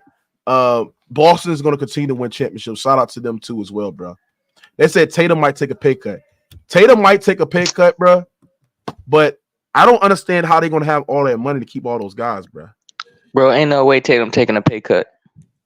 He might, yeah. They're gonna be paying luxury tax. That's pretty much. Yeah, they're gonna be in a luxury tax. They're gonna be. Oh, wait a minute. Oh, it's okay for them to pay luxury tax, but it ain't okay for the Lakers to pay it. Because y'all don't have money to pay it, motherfucker. No. See, that's what I'm saying. That's the hypocrisy y'all come up with. It BS. Pure bull. I mean, the Bucks don't want to pay it, bro. Man, I don't care. The Bucks don't want to pay it. No.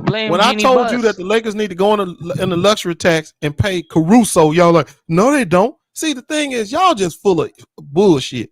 You know for a fact that the Lakers had no business using Caruso. They should have went into the luxury tax and paid him.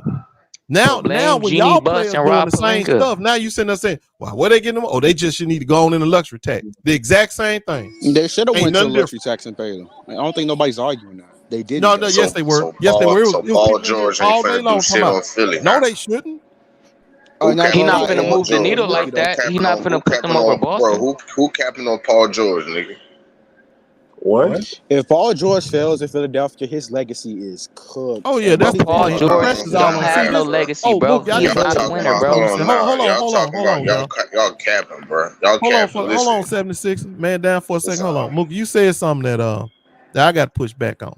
Bro, he ain't got the same situation because Yes, he does. Embiid is better. Bro, Hold I on. was just about to, I was just Yes, he does. Embiid is better than Kawhi, and And he Max is play better more. than James Harden at this point.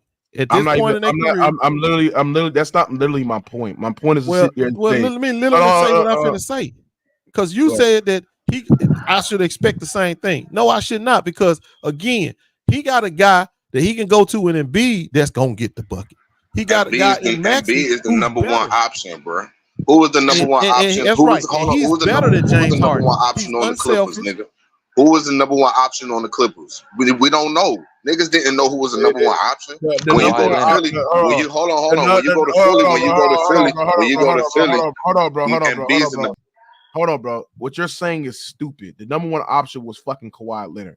When they were playing games on the basketball court, the number one option who they were going through was Kawhi Leonard. It was not who knows if they're the number one option. No, it was clearly Kawhi. Every situation they went through Kawhi, he was clearly the number one option. So what you're saying is dumb. Number two, that's not my fucking point.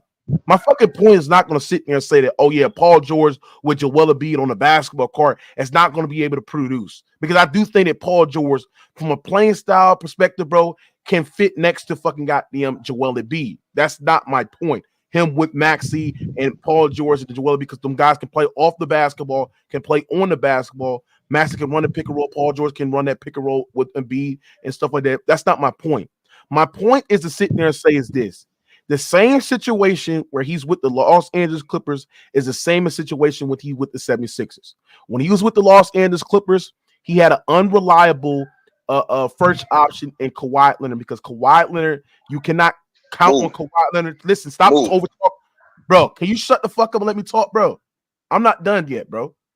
My point is to sit there and say is that the same situation that he is with Kawhi Leonard, he's going to be in the same situation with the goddamn fucking 76ers as well, bro. And the reason why is because he has a first option that is not reliable and you cannot count on him. So now Paul George is being put to be the secondary option on the team, which I don't think Paul George can do that. The same situation that he's going on with the Los Angeles Clippers and Kawhi Leonard missing games, load managing, right? Kawhi Leonard not being available in the postseason, right? Kawhi Leonard missing games during injuries, during stretches in the regular seasons, right? It's the same thing that's going to happen with Joel Embiid. Joel Embiid misses games in the regular season. Joel Embiid load managed in the regular season as well. Joel Embiid not available going into the goddamn postseason, or not 100% healthy going into the postseason as well. So now Paul George is put in situations where I don't think Paul George is just not good at to be able to be the second option on the team when their star players is not available and able to carry the team over the hump, bro. He's not going to be able to do that, bro. So yes, in the same situation he's going to be in the same situation like he was in the Clippers with the 76ers, and that's my point as well. I hold on. I got two questions. The first question is, how is Kawhi Leonard the number one option and he's always unavailable? And two, my second question is, who is more available, Joel Embiid or Kawhi Leonard? Answer that question. Who more available? You could say in the last couple of years, Joel Embiid, but what's the point of that have to do with the number one option? All right, then. So Joel Embiid is more available. That's going to give Paul George. Hold on, that's going to give Paul George. You know what I'm saying? You're saying Paul George is not able to take over a team. Bro, he felt like he had to be the number one option on the team. Man down. Listen to what I'm saying.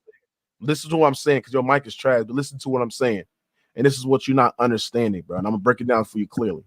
You sitting there saying that Kawhi Leonard not being that available, that means that Paul George is the number one option on the team. That's not true, because when Kawhi Leonard and Paul George is playing, Kawhi Leonard is the number one option on the team. That's like sitting there and saying Maxey, who was more available than Embiid, he's the number one option on the team. When Maxey and Embiid both played, he was Embiid was the number one option. My point is to sit there and say is that you sitting there saying who is more available being between Kawhi Leonard and Joel Embiid does not ignore the fact that Joel Embiid is still getting hurt in key postseason games. He's not 100% healthy. He has missed months in the postseason as well.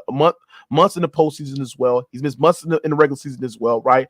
So that then is going to put Paul George in a situation where he has to be the number one option on the team because his star is unreliable, just like Kawhi. Bro, even if Joel is hurt, he's not the first option. It's No, Maxey. I want him to respond to that.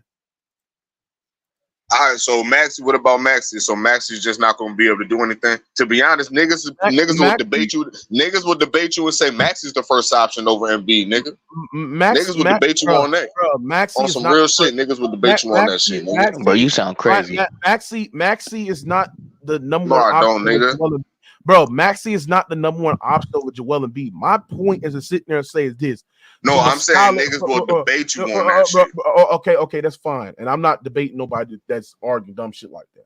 My point is to sit there and say the situation that Paul George is in with the Clippers, he's in that same exact situation with the 76ers. Because we've been Joel been in the league for like 7 to 8 years, chat. He has never been healthy throughout an entire playoffs and throughout an entire regular season. He's been in the league for goddamn 9 to 10 years, close to 10 years in this league, bro. And he's never been healthy in the regular season and in the playoffs. Kawhi Leonard with the Clippers, never been healthy throughout the full entirety of the regular season and in the playoffs as well. So Paul George was regulated when Kawhi Leonard is not available to be the first option in the regular season and in the postseason, and he cannot do that. He cannot impact a team while being a first option team when a car star is missing, bro. The same goes for Paul George being with Joel Embiid. Joel Embiid is going to miss games. Joel Embiid is going to get hurt in the regular season, and he's not going to be hurt. He's going to be hurt in the postseason, where it's going to be relying on Paul George to be the first option on the team when Joel Embiid is 40 or 50% healthy. And Paul George cannot do that. He's in the same exact situation. Bro, Embiid is more dependable, bro. Kawhi, his knee problems are gonna come every year. No, he's not. He is not, bro. Embiid is more reliable. Mook was debating the durability between Joel Embiid and Kawhi Leonard, bro. Too many niggas talking. You sitting there saying, goddamn, Joel Embiid is fucking more reliable than fucking goddamn Kawhi Leonard. It's not saying too much because both players are not reliable. So just because Joel Embiid is slightly more reliable because he plays in the playoffs fucking hurt, right? That don't mean he's literally more reliable than Kawhi Leonard and he's more healthy than Kawhi Leonard and he's guaranteed to be healthy in the postseason throughout a full playoff run and a regular season as well because both players are not reliable.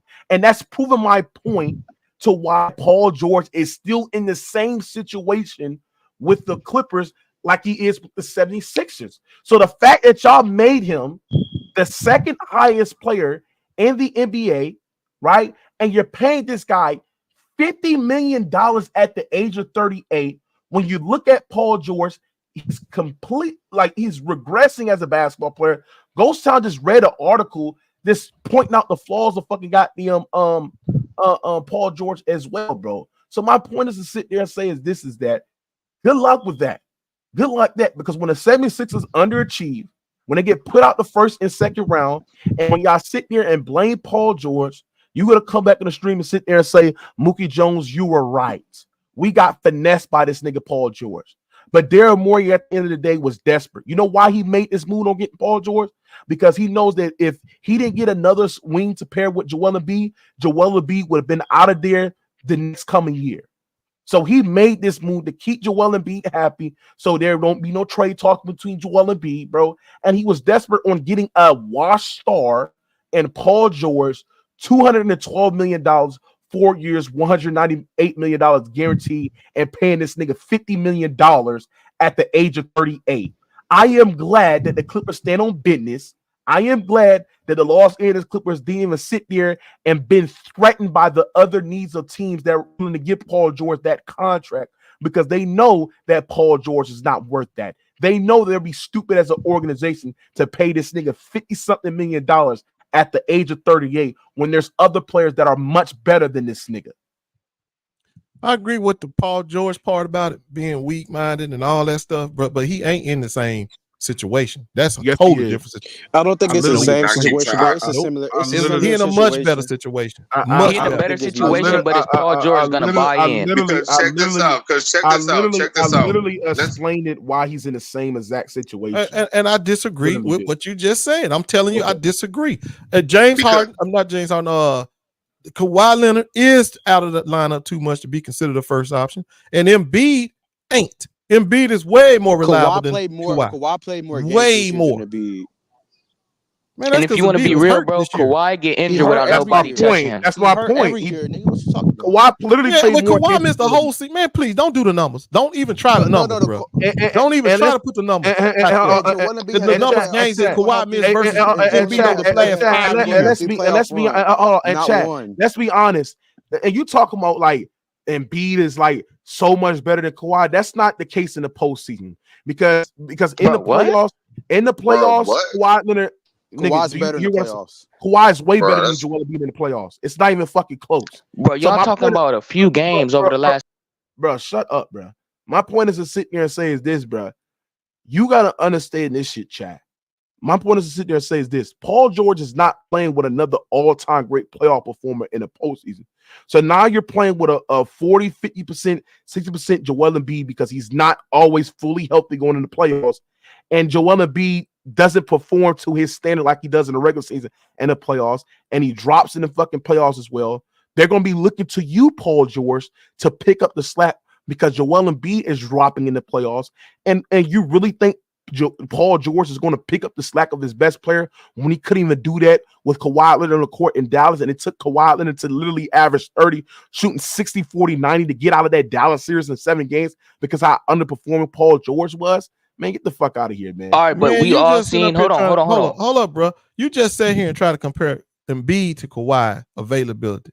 Kawhi out of the last 5 years have missed 2.5 years worth of games. Out of 5 years, he's missed 2.5 years worth of games. So how you gonna sit there and establish him as a first option? It's the same situation. Don't Embiid ain't missing no 2.5 years. Hold on. How did that work out for Joel Embiid in the postseason? How many games he missed in the postseason? Okay, we ain't talking about the postseason. We talking about that's the whole point. That's the whole point. Okay, well, when we get to the postseason and he gets healthy and he gets all his healthy stars there, we'll see. But he ain't never been able to do that yet. He's never healthy. So we can't compare that. We can't compare them regular season showings though. He's never healthy in the postseason.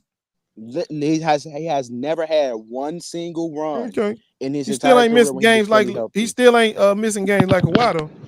I mean that's true. Who Embiid was healthy when Kawhi beat him in the playoffs. He was healthy.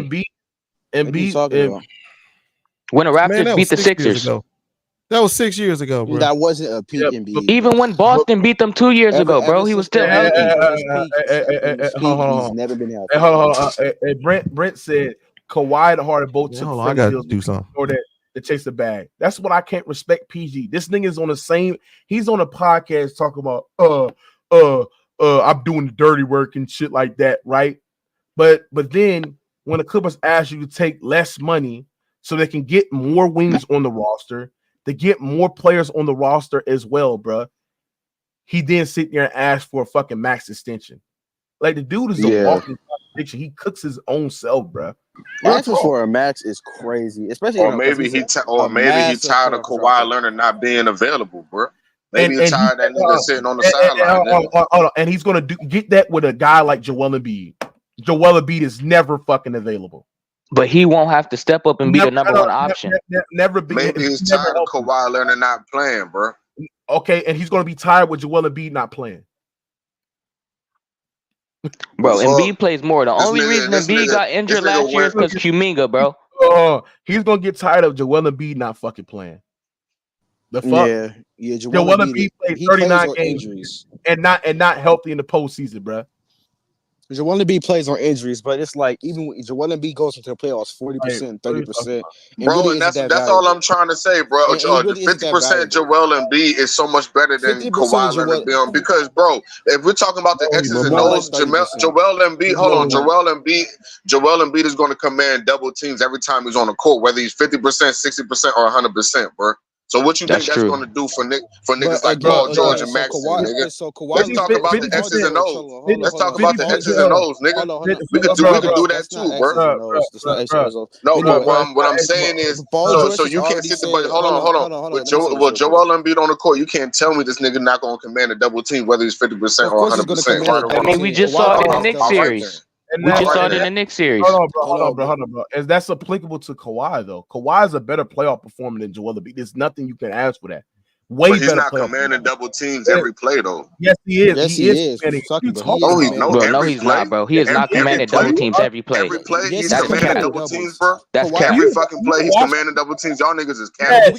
This is why we got to. And Kawhi is tough. And Kawhi is tough, but y'all niggas is capping about him commanding double teams like Joel Embiid, nigga. You first of all, that's shit crazy, bro. Yeah, that's cap. Hold up, bro. When you say shit like that, bro, you don't watch basketball, bro. Because when you sit there and say that Kawhi doesn't command a double team on the play, when Kawhi was literally getting blitz and double with James Harden and Paul George on the court, you sound dumb. And we literally got stats to literally prove it, bro. We said on the level of Joel Embiid. Yes, he's better than Joel Embiid. I want y'all to understand. We said drawing double teams. Bro, drawing double teams. Shut the fuck up, bro. You don't know nothing about basketball. Damn, bro. You just run your fucking mouth, bro. Just shut the fuck up so I can teach you about ball. We literally got this synergy stat, bro.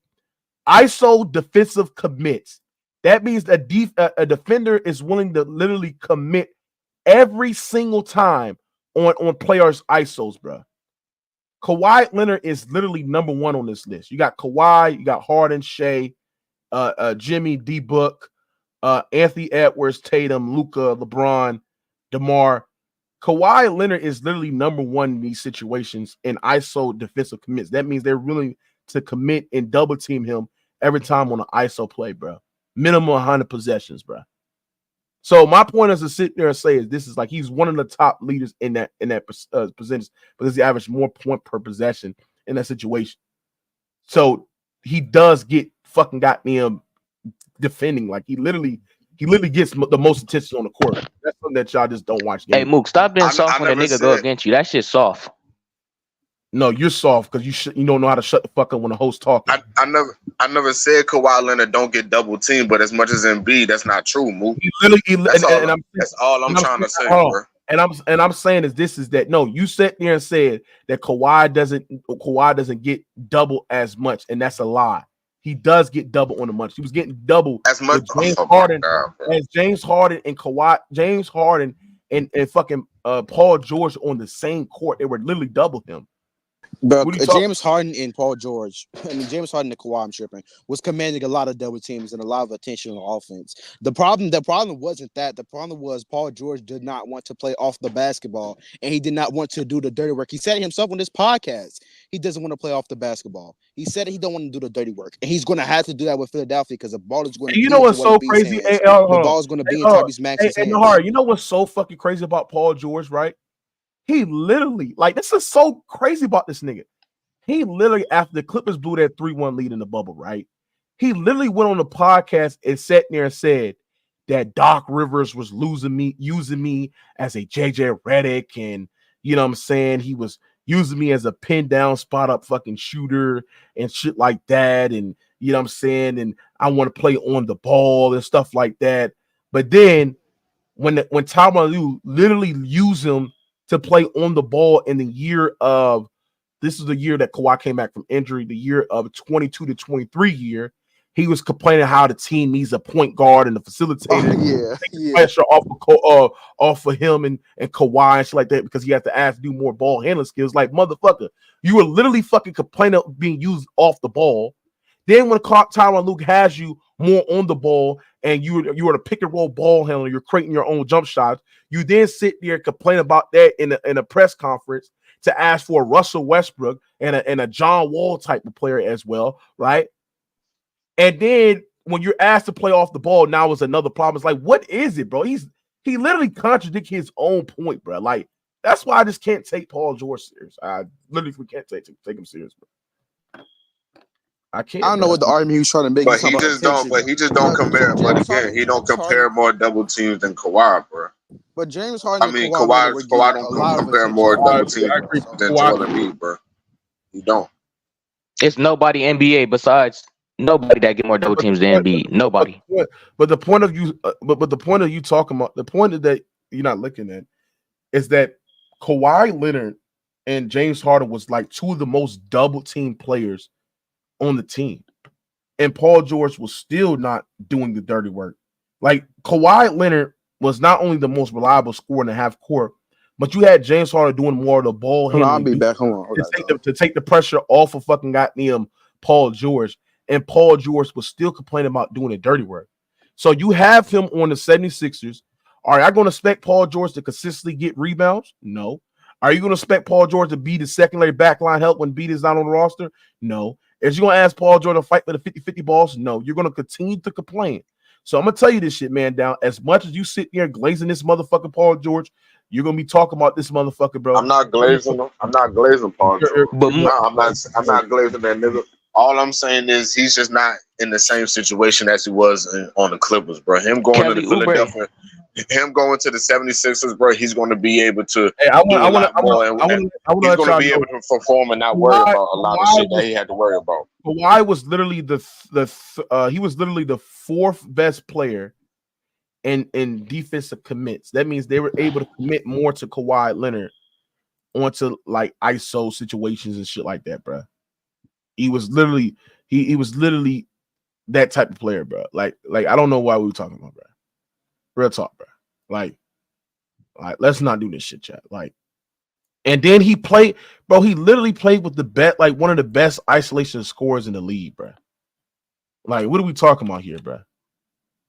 Like, come on, bro, chat. Like, why are we just sitting there just lying, bro? Paul George is not going to be the number one option like he was on the Clippers. Bro, he's not going to be the number two option. Exactly. Okay. What the fuck he going to have to worry about? He's going to be put in that number one option role, and you're going to be continue to fucking complain. The offense runs through Joel Embiid. Joel Embiid. The offense runs through that nigga. That's fine. The offense ran through Kawhi, and Paul George still didn't have no impact whatsoever. So when Joel Embiid is on the fucking roster, bro, and he's getting hurt and shit like that, bro, and Paul George is going to be asked to be the first option as well, bro, like, come on here, bro. You done, nigga. You done. Why would he be the first option with Maxey, though, Mook? Why? So y'all tell me Maxey is better than Paul George? Yes. I seen him single-handedly beat the Knicks. He single-handedly beat the Knicks for like 2 games. So that's even worse because now you're relying on Maxey to be the first option. But then you have Paul George as your second option. I'm not saying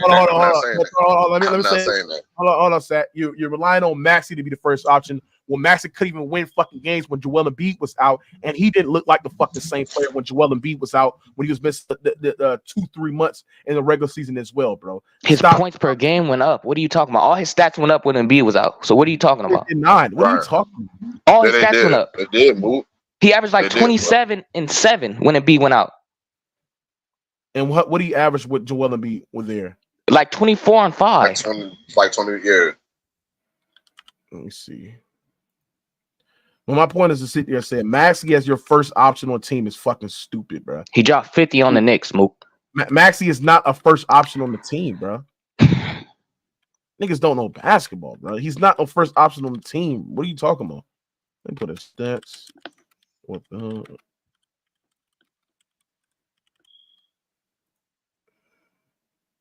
So Maxey averaged 26, 7, and 4 with hold on. Let me see. Let's see this shit, chat. So yeah, Maxey averaged 26, 7, and 4 with Joel Embiid. Now without Joel Embiid,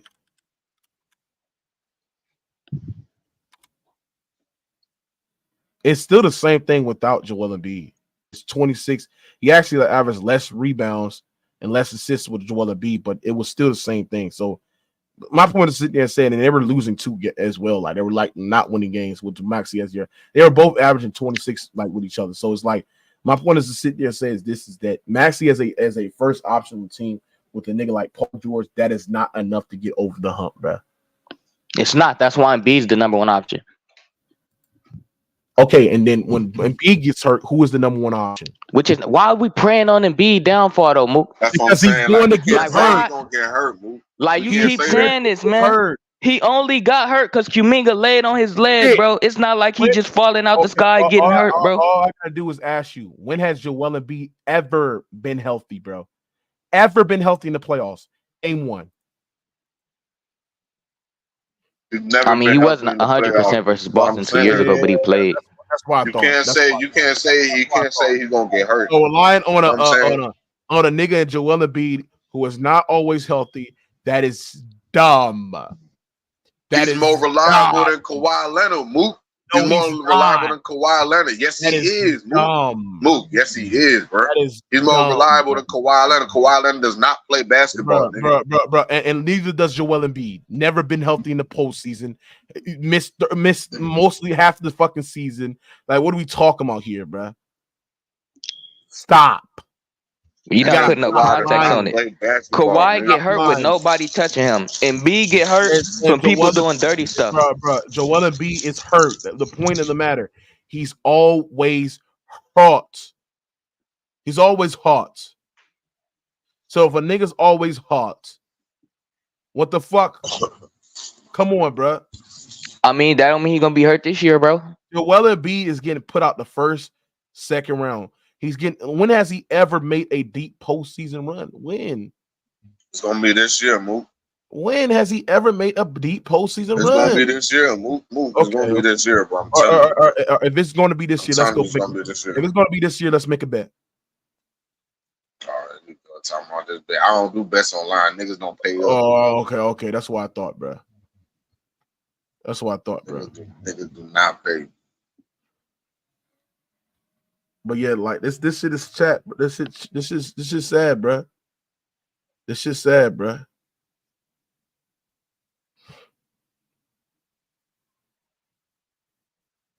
And Tyrese Maxey just got his bag. So, like I'm telling you, bro, Paul George not gonna have to worry about being the first option. It's gonna be Embiid, and then if not Embiid, it's gonna be Tyrese Maxey. Paul George is just gonna have to do what he do, bro. We just need a two-way wing, bro. And Paul George fits that. That's all it come down to. And he fits perfectly with Joel Embiid. Chat. I'm not denying that Paul George doesn't fit well with the 76ers. This is the thing. I've not once sitting there and say that, the style of play is just doesn't fit. It fits perfect. Paul George off the ball, Maxey off the ball. I think Nick Nurse is going to get the best output of a Paul George because it's how free-flowing the offense is going to be and how well Paul George play off the ball. It's going to be good. And I think if the 76ers can stay healthy, they can go to a deep postseason run. But the thing is, I don't think that's enough to beat Boston, but I do think they can give a challenge. But that's the thing is, it's an if. It's an if with the Clippers. Like, let's understand. Like, the Clippers would have been champions if Kawhi would have stayed healthy in 2021. They would have been champions. So my point is to say is that Paul George is in a situation again where it's if Joel Embiid stays healthy. So it's Paul George's fault why the Clippers' downfall happened the way it did. Is Paul George's fault, Mook? Is it that nigga fault? I didn't say it's all Paul George's fault on how the. That's what it sounds like. That's what it sounds like. I didn't say it's Paul. I didn't say that it's Paul George's fault that the Clippers' downfall happened. I sat there and said that it is Paul George played a big part on why the Clippers didn't, because the fact that the Clippers traded all those assets to get him, and he ended up asking for more than a max when he has made it publicly clear that he wants more wings and he wants to, be in a situation where his team is going to contend. And the fact that he want more than Kawhi Leonard, I lost all respect for Paul George. He didn't care about winning. Paul George doesn't care about winning. Facts. Brent said They would have been champions if PG showed up. Like PG played like shit in 2020. Kawhi led his team in that whole entire playoffs and points, rebounds, and assists for the team. Paul George stuck it up in that Dallas series. He didn't play that good in that Nuggets series as well. He probably had like one, maybe two good games. But bro, like, stop it, bro. Like, what are we talking about, bro? Like, this shit's sad, bro. This shit's sad, bro. Real talk, bro. It's just sad. Who won it? 21 the Bucks. So you saying the Clippers would have beat the Bucks? Yes, I honestly think the Clippers. Man, Giannis was on a rampage. Nobody was stopping Giannis, bro. Like, what? And Kawhi Leonard was also on the rampage in the 21 playoffs. He was peaking as a playoff performer. Bro, Giannis was running through people, jumping from the free throw line, blocking shots from 3 feet behind niggas, bro. Nobody was doing nothing to Giannis that year, bro. Kawhi Leonard was literally having the best modern day volume scoring postseason runs in NBA history. Nah, I agree with that. Kawhi was going off, but bro, Embiid was just a physical force, bro. Kawhi in that playoffs in 21 playoffs, he was peaking. Like, you make an argument that's the best peak of any playoff performer ever. He was shooting what? He was literally shooting 57% from the field, 40% from the 3-point line, and 88% from the free throw line as well.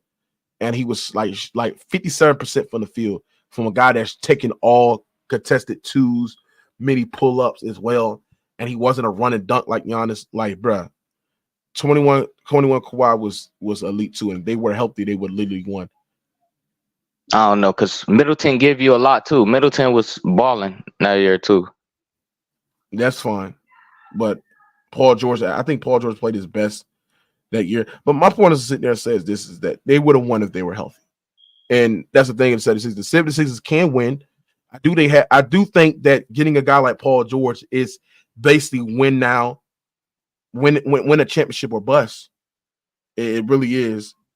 My point is, they can't beat a healthy Knicks regardless. They're not beating the Knicks healthy regardless. His days is numbered, bro. Either number or career wise. You know what I'm saying? So it's time to win now. We ain't got time to be waiting and rebuilding. We all in, bro. That's what it come down to. That's why we got Paul George. You know what I'm saying? It was either between us or Orlando Magic. And the Magic, you know, I don't know what happened between them niggas, but, you know, Daryl Morey sat down in LA with Paul George. And that nigga was probably like, look, playing with James Harden, like, look, we experienced it too. Like, you know what I mean? It's just not gonna work. You want to waste your career, or you can come over here and play with Maxey and Embiid, you know, pick up some nice pieces. You know, I like the acquisition we got with Andre Drummond as our backup because we needed a big. That's gonna help, you know, because Paul Reed Kelly Oubre back. Kelly Oubre, yeah, I like that pickup. He gonna do the dirty work, so Paul George ain't got to do it. Yeah, exactly. That's what I'm saying. Bro, Kelly Oubre is, bro, he do dirty work, bro. He dive on loose balls. He's a good defender, bro. What's the point of bringing Paul George when you're not relying on him to do the dirty work? Like, bro, you're relying on him to be a two-way player. That's what you're relying on him to do. Just stop, bro. Just stop, bro. Like the excuses for Paul George just doesn't make any sense. And a secondary ball handler. He's gonna be a secondary ball handler and a two-way player. But it literally makes no sense. Like, Paul George is not what y'all think he is, bro. He's literally not, bro. Like, y'all gonna chat. I'm telling y'all, when Sixers fans sit there and talk about, oh, Mookie was right about this man, Paul George. You're right about this nigga, man. You're right about this nigga, man. He finesse us, man. He fucking finesses, boo. Oh my God, Mookie finesses, bro. Hey, we all could agree he better than Tobias Harris, though. We all could agree on facts. that. I mean, facts. That's not and he signed with Detroit for $52 million. So Tobias, I'm glad he gone, bro. He wasn't giving a shit in the playoffs. 0 points here. Yeah, that nigga really scored 0 points in the closeout game. That was crazy. The fuck? And then he gonna comment, say you ain't gonna get a player like me who's gonna shoot the three and defend. Nigga, there's plenty of them niggas out there, bro. We good with you, bro. We signed him to $183 million, bro. We wasted that bread on him. And you know, that's why Jimmy Butler was going under the tunnel and was like, Tobias Harris over me? Because we ain't give, that was Jimmy Butler bread, nigga. That was Jimmy Butler's bread. Also, Nick Batum, a guy that can provide secondary backline help, he's not going to be there too as well. Man, nobody care about Nick Batum. Is old, man. It's an old man, man. Yeah, he can go here somewhere, bro. Right. We just needed him to stretch the flow. That's all we needed him to do. But about my Clippers, I need the Clippers.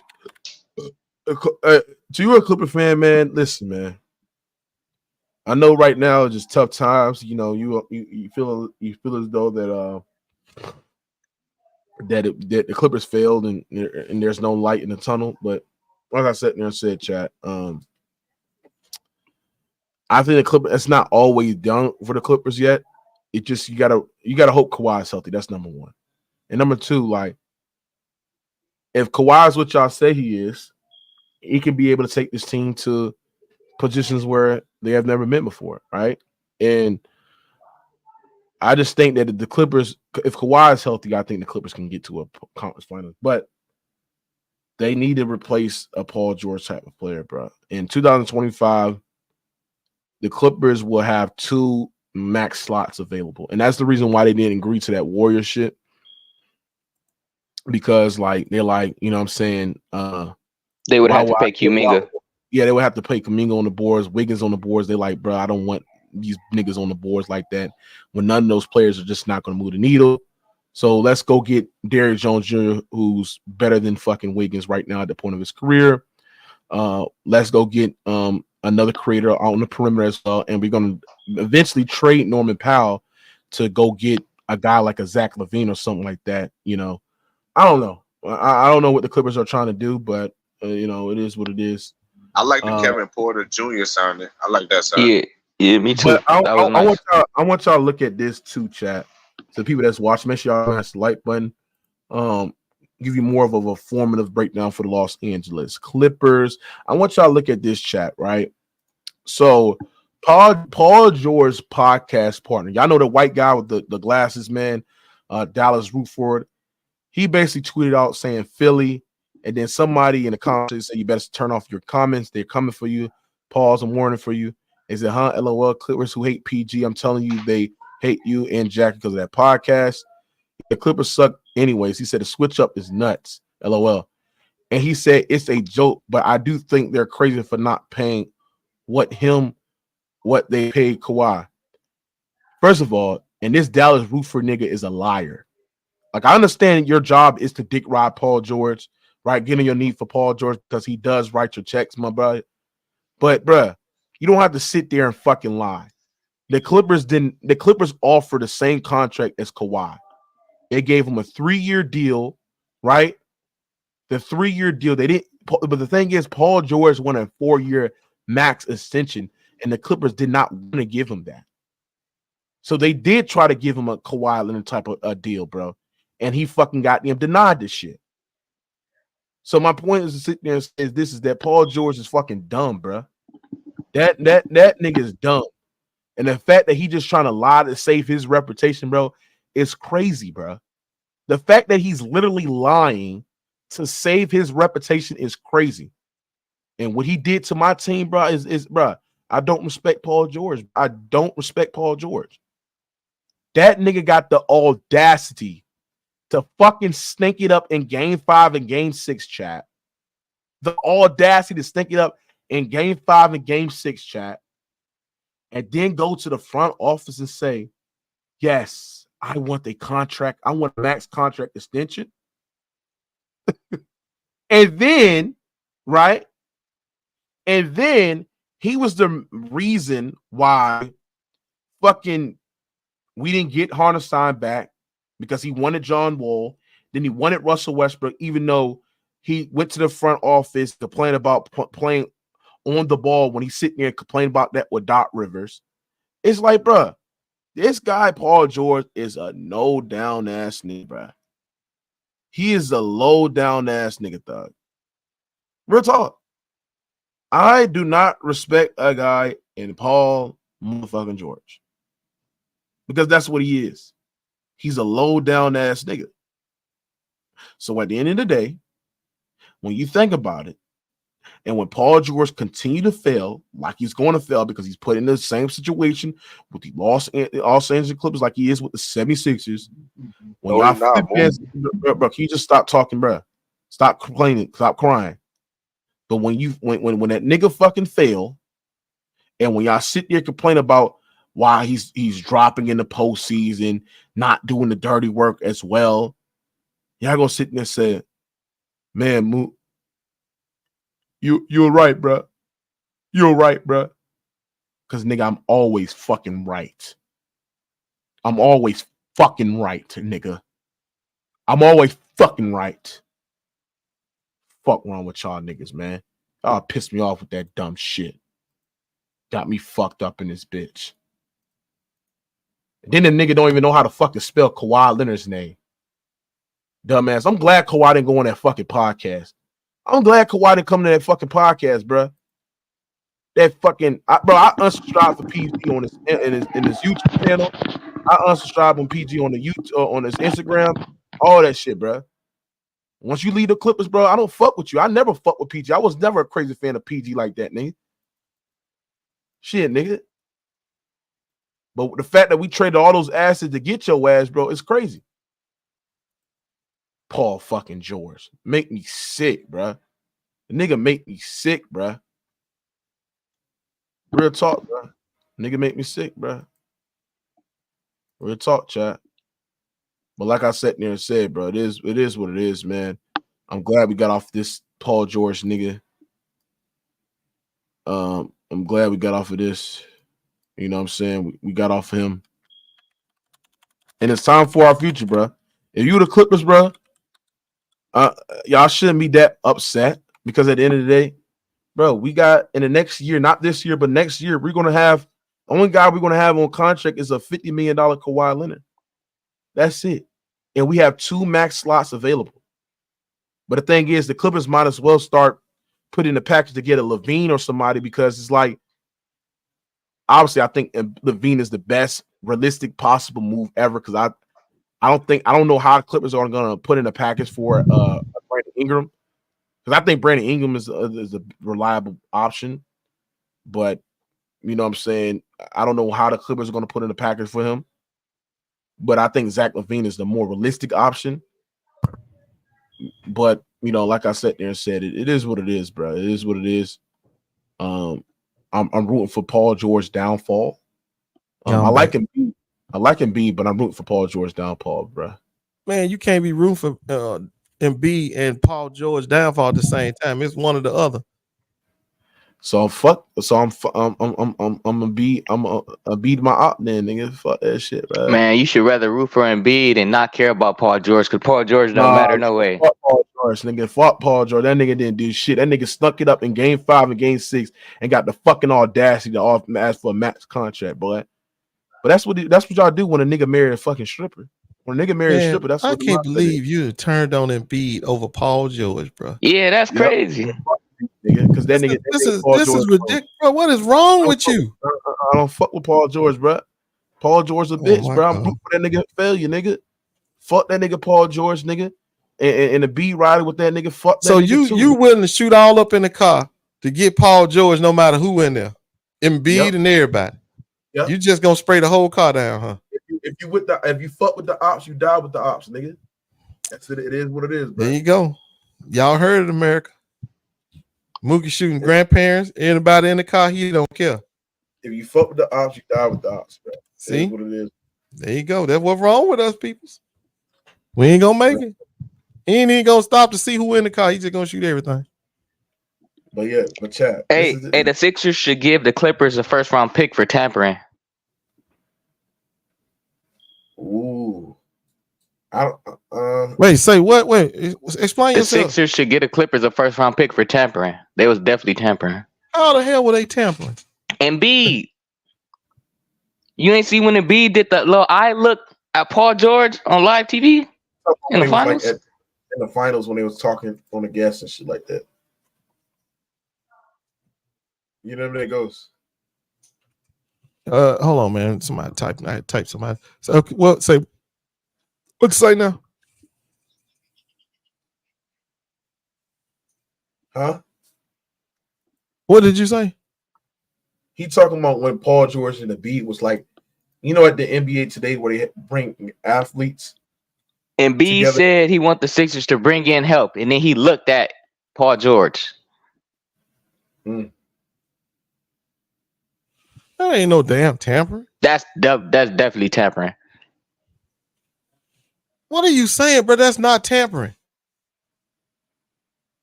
Y'all lost y'all mind. So he said, I want some help. And then he looks at Paul George and they said, bro, you know what's tampering going on in that situation, bro. You know they was already talking about him going to the Sixers when the finals was going on, for sure. Man, I think you need to understand that that's not tampering, bro. I mean, we just can't be throwing on any kind of words around and throwing any kind of allegations. People said LeBron was tampering for picking AD, just for picking him in an All-Star game. But they came on an interview together, bro. Well, that's idiotic too. That's not tampering. He had to pick somebody, didn't he? I mean, y'all just say anything nowadays when you hate players, and it ain't making no sense. You hate players, bro. That is low key tampering, though, bro. Okay, he but signed I don't with say the no Sixers. Ridiculous stuff. Bro, it's definitely tampering. Bro. Nobody. I don't know where you get that from. You hate Russ. I don't hate no player. I just be calling them out on their BS, or I call them out if they sorry. That don't mean I hate Russ. You hate Russ. You hate him. He don't hate Westbrook. He hates Lakers Westbrook. You trying to make me like I hate Russ. I'm telling you, Russ can't play. I said this shit 100,000 times. Russ ain't got no skill no more, bro. It ain't me hating. It ain't me saying I hate Russ, because I like Russ demeanor. I like the way he compete. He just ain't got no skills. You hate Russ. I agree. You hate Russ. Ain't no hate, bro. He just don't have. Do you think he got skills? Do you think he don't have skills? No, I'm asking you. Do you think you want him on the roster next year? Put your ass on the spot. Tell me the skill he got. That's what I thought. So me calling it out don't mean I'm hating on him. I'm just informing the public that Russell Westbrook is no longer an NBA player. Do you think Russell Westbrook got skills? No. Do you think Russell Westbrook is good? No. Do you think Russell Westbrook is bad? Absolutely. Do you think Russell Westbrook should be on the league? No, I don't. Do you think Russell Westbrook taking up somebody's spot? Oh, wow.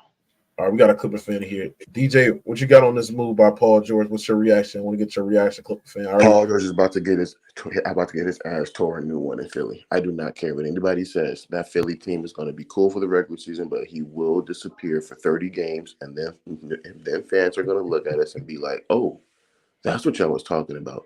Everybody needs to sit there and actually look at Clippers fans' point of view and listen to what they're saying, and then go back and watch what they did, what he did in the playoffs and during the regular season. You already have had 2 article writers literally do the same thing and say, damn, now I understand why Clippers fans are okay with him leaving. That nigga really is a inconsistent star. He's lazy on both ends of the floor. If he's not going to attack the rim, he'll just settle for dumbass jumpers. He's going to make boneheaded plays as well. He's going to make boneheaded passes. He's not going to do any of the dirty work like he's talking about. So now you just paid a man $212 to just stand in one spot and take lazy shots. He's not going to attack the rim because he's capable of it, but he's so mentally stupid and weak that he's not going to do what he needs to do and what he can do. That is why this Clippers front office was okay leaving him go. They just signed the nigga that took his chain and rocked his ass in the playoffs for $30 million. And niggas are really going to be like, oh, wow, you just signed him. No, you took the guy that locked him up in the playoffs and made him a bitch. And signed him. Derrick Jones is a good defender. I know, but he could have been on any team, but he joined the team where he just sent you away. Like that's the craziest part about this. Now you got Paul George's co-host from his podcast on Twitter right now talking shit to Clippers fans about, oh, Clippers suck anyway, all this shit. Like, bro, y'all are the biggest sheep I have ever seen. Y'all don't know this man like we have. We have watched him play for our team for 5 years. We have tried every single damn thing out there to help you, not just Kawhi, you. We have built this roster to fit the 2 stars, which was Paul George and Kawhi Leonard. The point guards that we have had were because of you. John Wall, you. Russell Westbrook, you. Reggie Jackson was the only one that worked out for so well. Why was he here? Because of you. Simple that. Simple as y'all that. sound like sour grapes, bro.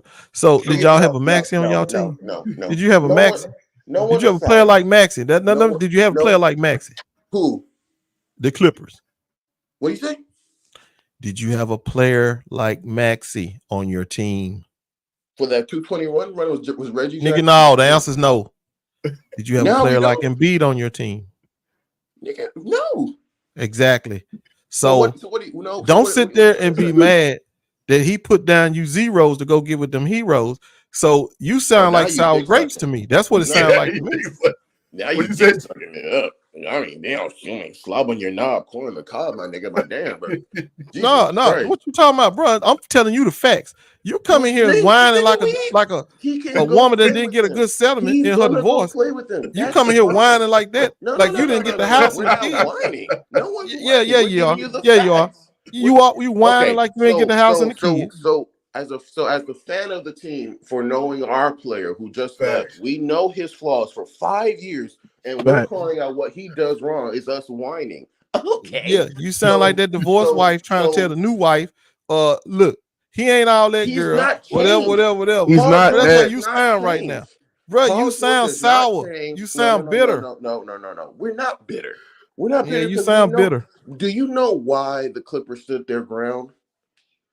It wasn't because we didn't want to bring him back. It's because we knew what he was actually worth.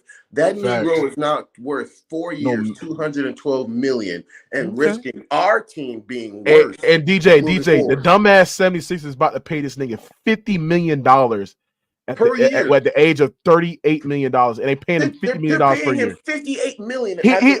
Bro, he's the second highest fucking player in the league, bro. The second highest paid player in the league. Paul George is already declining and is already deciding to not attack for a 6'9" nigga that can shoot and score from all areas of the floor. He doesn't want to attack. He doesn't want to defend. He is lazy on both ends of the floor. He doesn't want to do the dirty y'all work. funny as hell. That nigga had came back for $10 million a year. Y'all act like he was the best thing since sliced bread. No, if Paul George had said, I'll take $10 million a year, boy, y'all be praising Paul George and then you be killing Kawhi. I mean, the point of the matter is, bro, y'all just the Clipper fans. No. Bad, See, y'all down bad. I forgot your name, bro, but I'm trying to be more clear on Ghost Town, but go ahead. Ghost Town. Okay, buddy, listen. You need to understand and look at it from Clippers fans' point of view. We're not being salty. We know our players. We're parents that know our kids. We know that what he's gonna do over there. What he did over here is what he's going to do over there. You're going to get the good, but you cannot ignore the bad of what he's going to be. That's what we're saying. Would you have signed him for $10 million a year? Huh? Would you have signed him for $10 million a year? No, I would have wanted him gone still because I know what he's going to do. You wanted him gone no matter what, huh? I wanted him gone no matter what. All right, man. All right, bro. You know nobody believe that, but okay. Nobody believes that but you. You don't. Everybody. No, don't nobody believe y'all want Paul George gone for any amount of money. That's what that's what I don't believe. Nobody does. Ghost Town. You can follow me on Twitter at Mr. DJF_Primal. You will see on my tweets. You will see everything. I host spaces. I literally have had multiple spaces talking about go ahead and trade him. Don't try and let him walk for nothing. But if he does, we'll still be all right. We gonna be all right. Because I don't give a fuck about that nigga. Goes. Then you sat there and said Paul George was a fucking loser? Yeah, he do got losing mentality, bro. Okay then, nigga. Well, hold on. I said that. I agree. He do got losing mentality. But what I was pushing back on you was when you try to say the same situation. Now, that ain't true. He ain't in no same situation. Yes, he may be the same person, but his situation is different. His situation is different, and his situation is better. I'm not denying that. I don't understand why that talking point. How is the situation different? They got a much better supporting cast around him. Bro. How is the situation different when he's going to be in a situation to be the first option because he has two unreliable fucking stars that is not available. No. Maxey will be. He don't have no two unreliable stars, and I don't agree that he got two unreliable stars. I think Embiid is reliable. He just been unlucky. Embiid is always hurt in the playoffs, and he's always hurting. Unlucky. That's why I called him. Yes, unlucky. He's in the same situation like he was with a Kawhi, always depending on the first option on the team that's not going to be available, bro. Well, Kawhi ain't unlucky. Kawhi just ain't tough. He's done. He's just his knees and everything. They gone, bro. Bro, that's just dumb, bro. The thing is, you keep on saying it's unlucky, it's not tough and shit like that.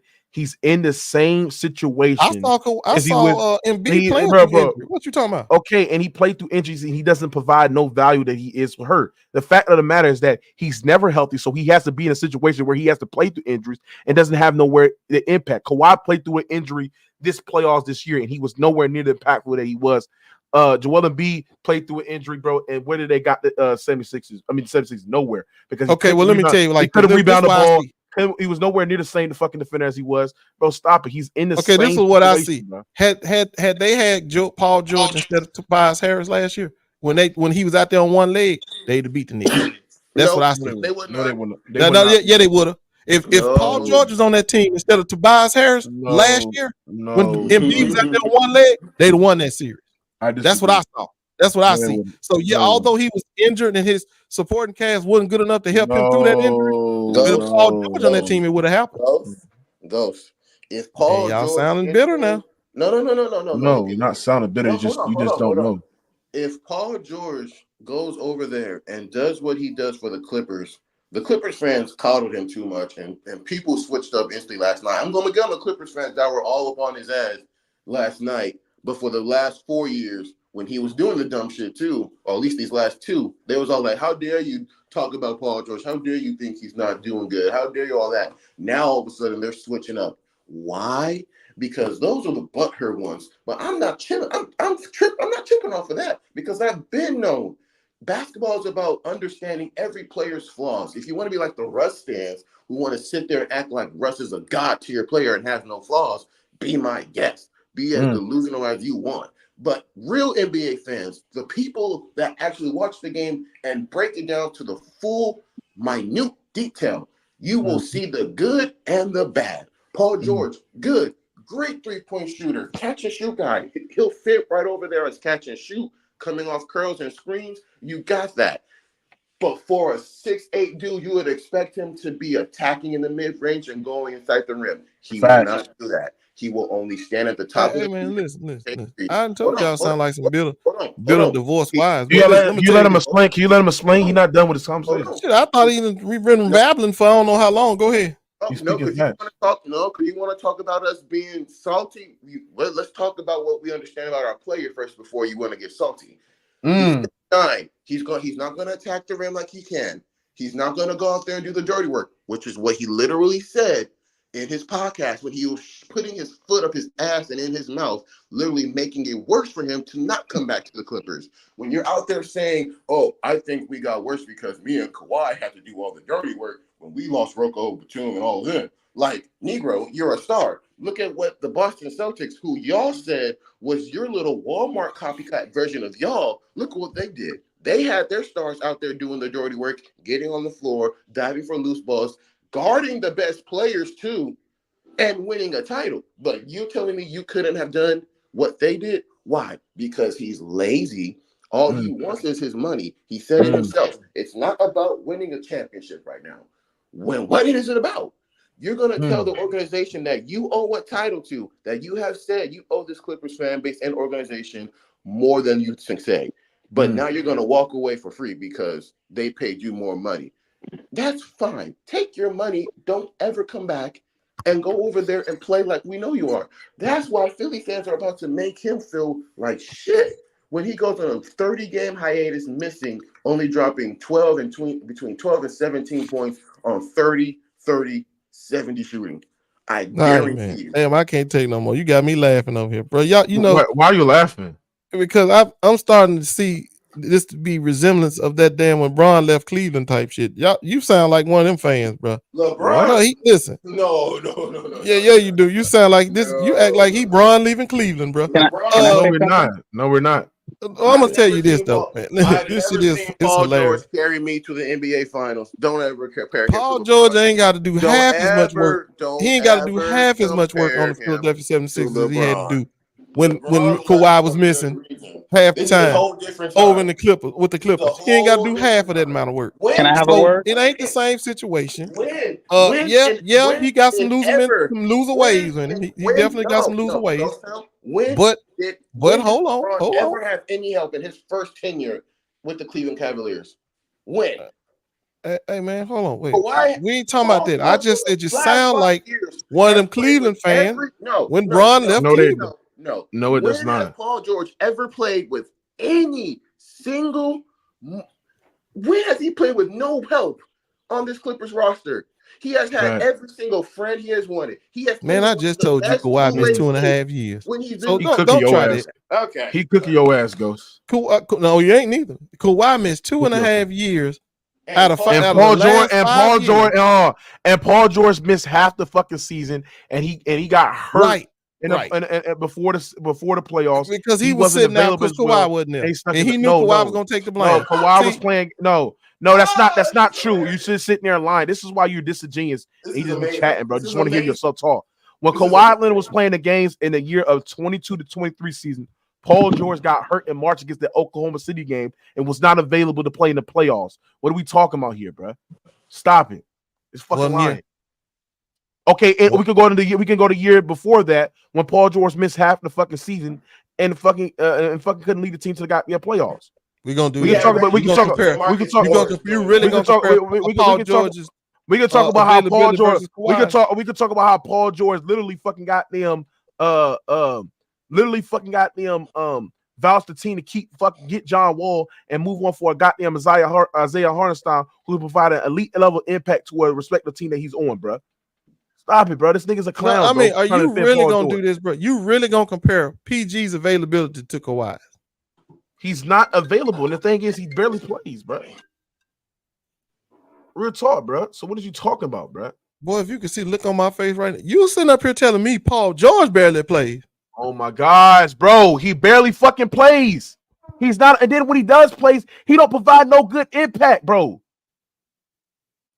The fuck is you talking about? What's your point? I'm saying he played way more than Kawhi has played. That's what I'm saying. And when he plays basketball, he doesn't provide no impact. Okay, but your best player is never there. So I'm looking for I'm a Robin, and I'm looking for the best player to be there, so I can be a Robin. So Embiid is also known for being hurt now. Is going to be Embiid is never there. Embiid is never there. Embiid barely plays. I know he's there more than Kawhi. Everybody, chat. Embiid never plays. He's missed almost half the season. He's never healthy in the playoffs, and yet you got him as the best player in the fucking world. Over the last 5 years, he ain't missed no 2.5 years though.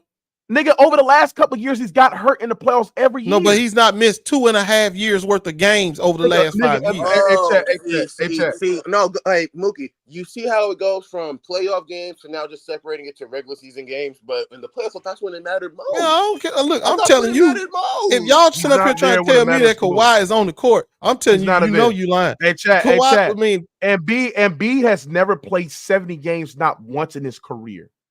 Never. He's missed games. He's literally missed 20 games. He missed half the season this year. He missed half the season in 2019. He's missed multiple seasons as well, bro. Like, this nigga is never fucking available. Nigga, when he let me go ahead and cook ghost time. Bitch, when he came into the league, the bitch was broke down, nigga. Okay. When he came into the league, the bitch was broke down. 15 and 16, he missed 2 years, bro. Understood, bro. I understand all that. I'm just telling you, it ain't the same situation. He there more than Kawhi. Just let it go, bro. I'm gonna say this though. Somebody did mention this, and Philadelphia ain't gonna play. We don't play with stars like y'all play with them over there. You ain't getting it done over there. They gonna let you know. We don't sit there and cater them and coddle them like y'all be doing, y'all players. We let you know your ass ain't getting it done. So if Paul George come on that thing, he gonna be a slacker. They gonna let him know. This nigga defending the loser. That's crazy. I did not defend him. I told you it ain't the same situation. That's what I told you. It is the same. Y'all heard me say that. I told you it is. It is the same, bro. I don't know how to go. So this is the thing. You have comprehension skills. It is the same situation. It's on the same situation because you're asking Paul George to be the first option because his star is not reliable and not healthy consistently in the postseason. It's the same situation like you with the Clippers. You're asking Paul George to be the first option when his fucking star is not reliable going into the goddamn playoffs and the postseason as well. It's the same situation. It's the same situation. We're gonna see. Because I already know Kawhi Embiid way better than Kawhi. And Maxey at this point in his career better than Harden. So we're gonna see. That's not the point. The point is that Paul George is going to be in a situation where he has to be the first option on a team and on a roster when his best player is not reliable, and he can do that. The same situation when he was there with the goddamn Los Angeles Clippers. Now, if Paul George was playing with a player that is more reliable, that is a top 5, top 10 player, right? Then no, it's a better situation because your best player is going to always be there, and Paul George can be focused on being a second option on a team. So now, since he's not there, and now Paul Embiid is going to be hurt, not going to be 100% healthy, and they're going to run an offense through you, he's going to fail. Man, you know what's funny? You know what's funny, Ghost Town, is that you're saying how he went to a better situation. Honestly, he went to probably an even tougher conference than he could handle in the West. He could barely handle the Western Conference, and they were hurt. Now he's over there about to face off against the Knicks, running a starting lineup of Brunson, OG, Mikal, Randall, and then Hardenstein left because he's on Thunder now. So now it's going to be Mikal Bridges or Mitchell Robinson, whatever it is. But he's not going to do well against them because he barely did well against Boston before the playoffs happened. That one game where the Clippers won by 30, that was Kawhi and Harden cooking. That wasn't PG. PG only dropped like 12 points, and that was it. All right, man. Look, y'all told y'all sound like to me the bitter divorced wives that didn't get the house and the kids. But if you want to sit here and try to poison people against PG, go right ahead. Listen, okay, man. Look, he put you down. Look, dude, he put you down for a better model. He put you down for a better model. He put you down. He said, "Listen, I don't want to be married to this person no more. I want this one over here. Y'all gonna have to deal with it." Nah, yes, KL2, you're gonna keep on reminding me. I said the boy got loser qualities. I'm not walking back on that. He do got loser qualities. And you really think those loser qualities won't be? The problem is he coming to Philly, and they gonna either cheer that out of you, bro, or run you out of town. Philadelphia is probably one of the most toughest areas to play for all sports, and you really think a weak mental midget is gonna? And we gonna find. That's right. We finna find out. He got no excuses in Philly. He ain't gonna get no excuses in Philly. We Russ the Builder, bro. We're letting your boy get traded because he's a bum, so you can shut the hell up. So your dude can't do shit for us anymore either. Who are you talking about, Russ? I'm looking at the comments, bro. I'm looking at all these comments. Like, oh, you saying Russ the Builder? Oh, no. Yeah. Okay, he like Russ. I don't know how, bro. I don't know how you can like Russ, but anyway, that's real. Like, yeah, bro. Your favorite player can't even finish a layup or take a jump. Yeah, I can't wait to see him match up against Jason Tatum and JB and all those cats and see what he got. What what Paul George gonna do? That's gonna be really what. Boy, I can't wait till next year's get started. We need to start this shit right now. That's gonna be fun. I'm gonna watch all those games because I think it's gonna be a fun roster to see and everything. I'm not saying the roster's not bad. I think I knew when PG went to the East, it was just gonna make them another big problem like Boston and New York. They push them up there, and Orlando's got in better too because they added KCP and everything. But I'm dead ass that Paul George is gonna. Man, Orlando gonna still play. They're gonna be in the middle of the road, bro. They ain't in that top echelon. Who, Orlando? It's 3 teams up at that top echelon, and they ain't one of them. Oh, you don't think Orlando's gonna be top 4? They right above or they right below Miami. Talking about Orlando, but the top 10, the class of that conference. Where would you put them in the East then? Well, actually, you know what, man? I gotta take that back because I had New York up there. I gotta take New York. They took a step back because they lost Hardenstein. So to the Thunder. I think the Thunder are the favorite out the West. Thunder landed Hardenstein right now. Yeah, so man. Adding Hardenstein, that's a good pickup, boy. I'm very sad by that pickup because Hardenstein showed me he's a loser. They're taking he's a cowardly loser. Who, Hardenstein? Yes, he should have went to the Lakers if he really wanted to be a winner. He's a cowardly loser. Oh, Lakers are about to get DeMar DeRozan, it sounds like, because Clippers can't get him no more, but DeMar still wants to come home. So y'all might be getting DeMar over there for the Lakers. Tina B said Paul needed to go. Like, bro. Tina, you ain't mad like the rest of these cats in here because Paul George put the Clippers down, are you? These jokers are hot. Now I was asking Tina, was she ain't mad like y'all because Paul put y'all down? Why people in the comments saying Clippers front office lost a big opportunity? No. Yeah, I want to get your thoughts on that, because my thoughts on that, DJ, is like the Clippers didn't think that that Kuminga, CP3, and Wiggins is valuable enough to their team, what they're trying to, in the direction that they're trying to go at, by putting their money in their money on the books for the near future as well. I think what the Clippers are really doing is basically trying to build a cohesive roster around Kawhi, and literally hoping to the fact that to see where's Kawhi Leonard at, and if he can be healthy in the postseason, to lead a team to the conference finals, but also bringing another star, because in the year in 25 to 26, the Clippers have 2 max slots open. They only going to have Kawhi Leonard $50 million on the books, and James Harden signed a 2-year deal, $70 million.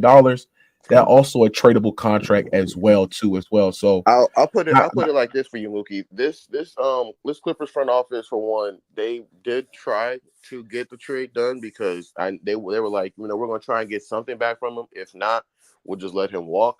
But there's two sides to what was going on with that whole Kuminga Warriors trade. One side is saying, which is Golden State saying, they offered everything and the Clippers didn't want it. Then the Clipper side is saying they didn't offer Kuminga, and we wanted Paul George for Kuminga, and we would have taken, because they put out a package saying how pieces that were offered were Wiggins, CP3, Kuminga. From the Warriors side, Moses and multiple first-round picks. A package of some of those assets would have been made.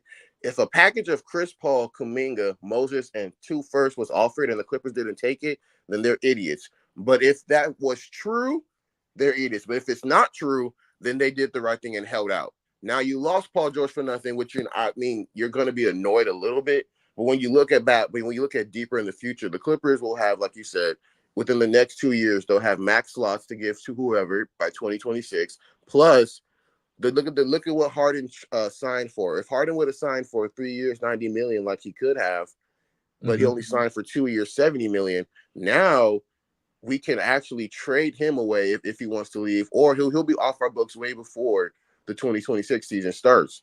So that's good for us. And then Kawhi will also be there. Kawhi and Harden are the biggest paydays on our roster right now. And by that time of 2026, they'll be gone. So when Kawhi probably leaves, or we might trade him away, or whatever may happen between those 2 stars, you'll still have all the other assets on the board, which is funny to me. But right now, if they want to be smart, you can follow what the Knicks are doing. I honestly think that if they're going to keep Randall over there, they're going to start Julius, Brunson, OG, Mikal, and Mitchell Robinson as their starting lineup, which I think would be destructive, because but that's the thing, DJ. It's like, bro, there is literally no players that they can go get in the 25 to 26 free agency. Like, there's literally no players that are going to be available, because I think most of the players that are supposed to be scheduled to be on there, like a Tatum, Brunson, Mitchell, Lauri Markkanen, and PG, well, PG already just signed, but Brandon Ingram, I think those players are going to get eventually traded to teams that are going to sign up for big extension. Yeah, we're still waiting to see what BI is going to do, or where he'll end up for. Like, I would want BI, bro. I would love BI on the roster, bro. I mean, it depends. I know people are also talking about Levine. I mean, Bulls are trying to trade Levine and add a pick in there just to get off of him. But I mean, if you're a team that's going into a rebuild mode and it's like, okay, we can just deal with it for now, we just take the pick, then I guess that can entice you. But I think right now, still, the Clippers are trying to build a roster to where they're going to contend, or at least compete without PG. And I respect it, but I think if you can get a trade done, like in my opinion, if I was building the roster, they started off good. It feels like Lawrence Frank and Jeff Van Gundy and Tyler are actually in there talking a lot more now, because ain't no way we just signed these two at young. We went young. I want you to see that, Mookie. The main problem we talked about all last season was that we were very old. We were actually the oldest team, moving off of Paul George, Mason Plumlee gone, and now Russ is about to be gone, with PJ Tucker about to be gone. That literally cut more than half of our old assets down. Our 2 oldest niggas are now just Kawhi and Harden. Everybody else is about to be young. and we're also about to trade for somebody. I think they're going to make a trade because if you keep running Kawhi at the 4, then you didn't learn nothing. But if you can run Kawhi No, they're gonna at the 4, they're gonna put Derrick Jones Jr. No, if they're going to do Derrick Jones Jr. at the 4, I would probably go for somebody that's actually a real 4. Like I would go crazy with this final season or this season right now and be like, you know what? Let's just go out and put full height wings, like copy the Knicks and be like, you got Harden, DJJ, Kawhi. Go and get a John Collins. In my opinion, like John Collins would be a good. Bro, I want them to trade for Lauri Markkanen, bro. Look, if you got like multiple first round oh picks, my god, Lauri Markkanen would be perfect. Like okay, a stretch four. They can stretch the 4 out. Season.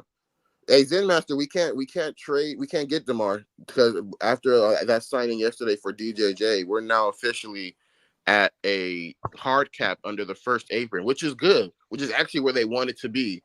But can they package a trade like because Russell Westbrook and Bones and PJ Tucker, can they do that to get? Because I know they have options to go out there because they got power forwards that they can go grab that they can trade for. They can go get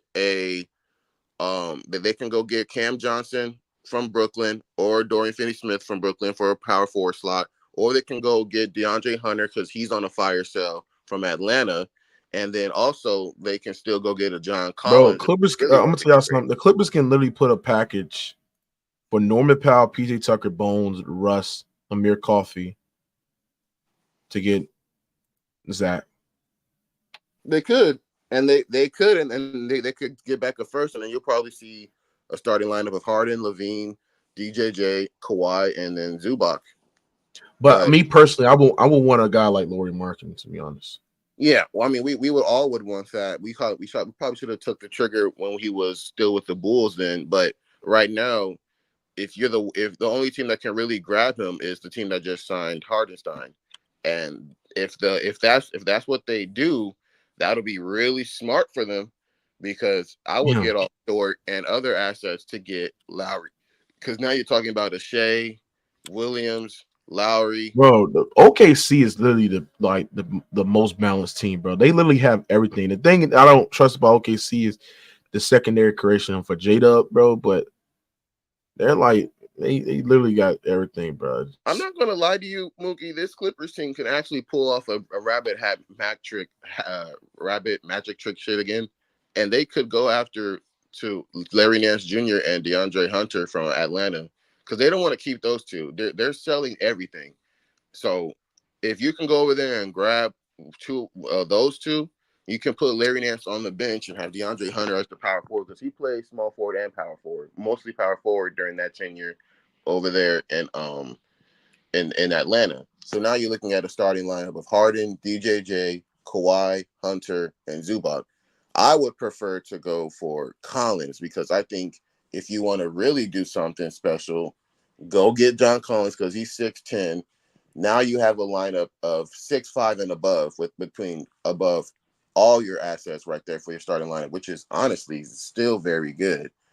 So 6'5" for Harden, a 6'7", 6'6" DJJ, a 6'8", 6'7" Kawhi, whatever he is, a 6'10" John Collins, and a 7-foot Zubac. And then it kind of feels like they were okay with letting him. Somebody said, Mookie, who won the free agency? OKC easily won it. OKC won the free agency. OKC won. New York won.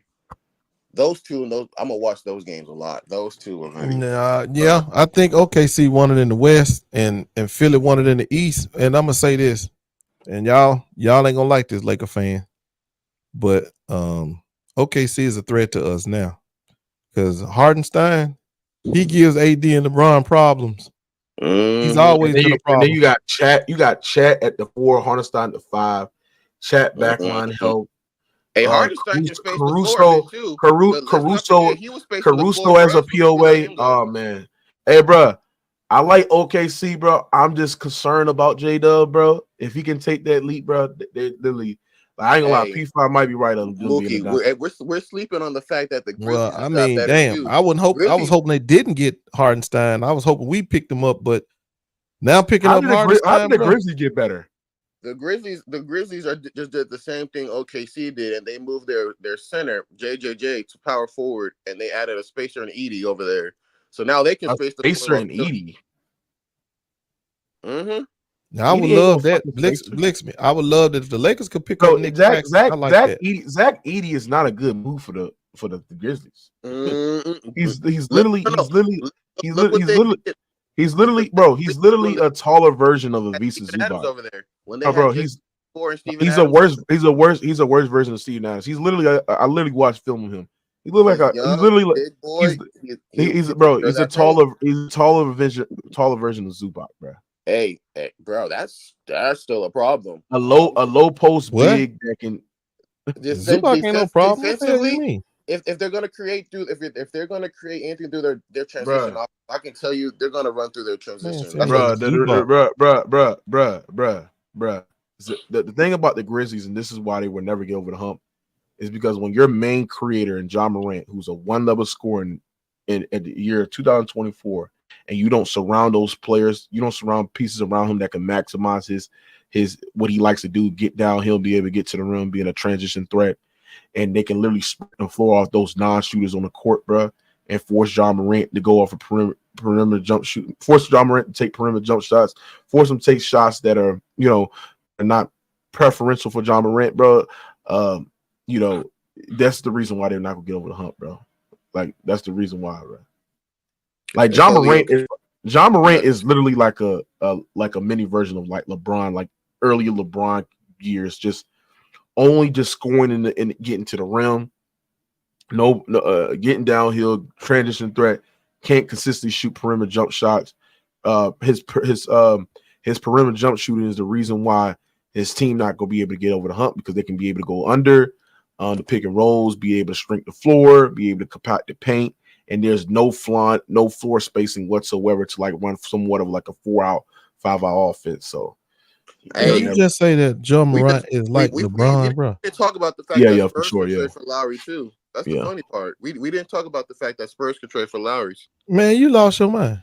Oh shit! John Morant ain't nothing like no damn LeBron. What is you talking about? The playing styles. No. John Morant is little. He can't force no. Listen what I'm saying. Listen what I'm saying. I'll make you take that back today. I'm saying earlier years of LeBron's career. This is before when he started developing a more consistent jump shot. Him and John Morant, the way that they play offensively is similar. Not saying he's better than LeBron. Not saying he's just on the level of LeBron. I'm just saying the way that they be able to create their own shot by just getting downhill, getting to the rim. You're going to have to phrase that better. Say his jump shot is not developed, but you ain't going to get away with saying. He plays just like LeBron, like it literally is. Man, LeBron James can post you up. LeBron did not have no post, bro. LeBron goes, please. LeBron did not have a reliable like post game in his earlier years. Ja ain't got no game, no post game. So he can't be like LeBron. That's my point, though. LeBron James is 6'8", 250 pounds. That's literally he ain't nothing like him. It's not my point. Goes. I don't know why you're taking offense to it. What I'm saying is that because you're gonna quit dragging LeBron. No, bro. I know you want to dick suck this nigga, bro. But no. You be trying to throw shade. Bro. Why are you dick riding this nigga? You don't even know this nigga, bro. No, but you sitting up here trying to say that Ja Morant game is like LeBron. No, it ain't. Yes, in his earlier years, yes.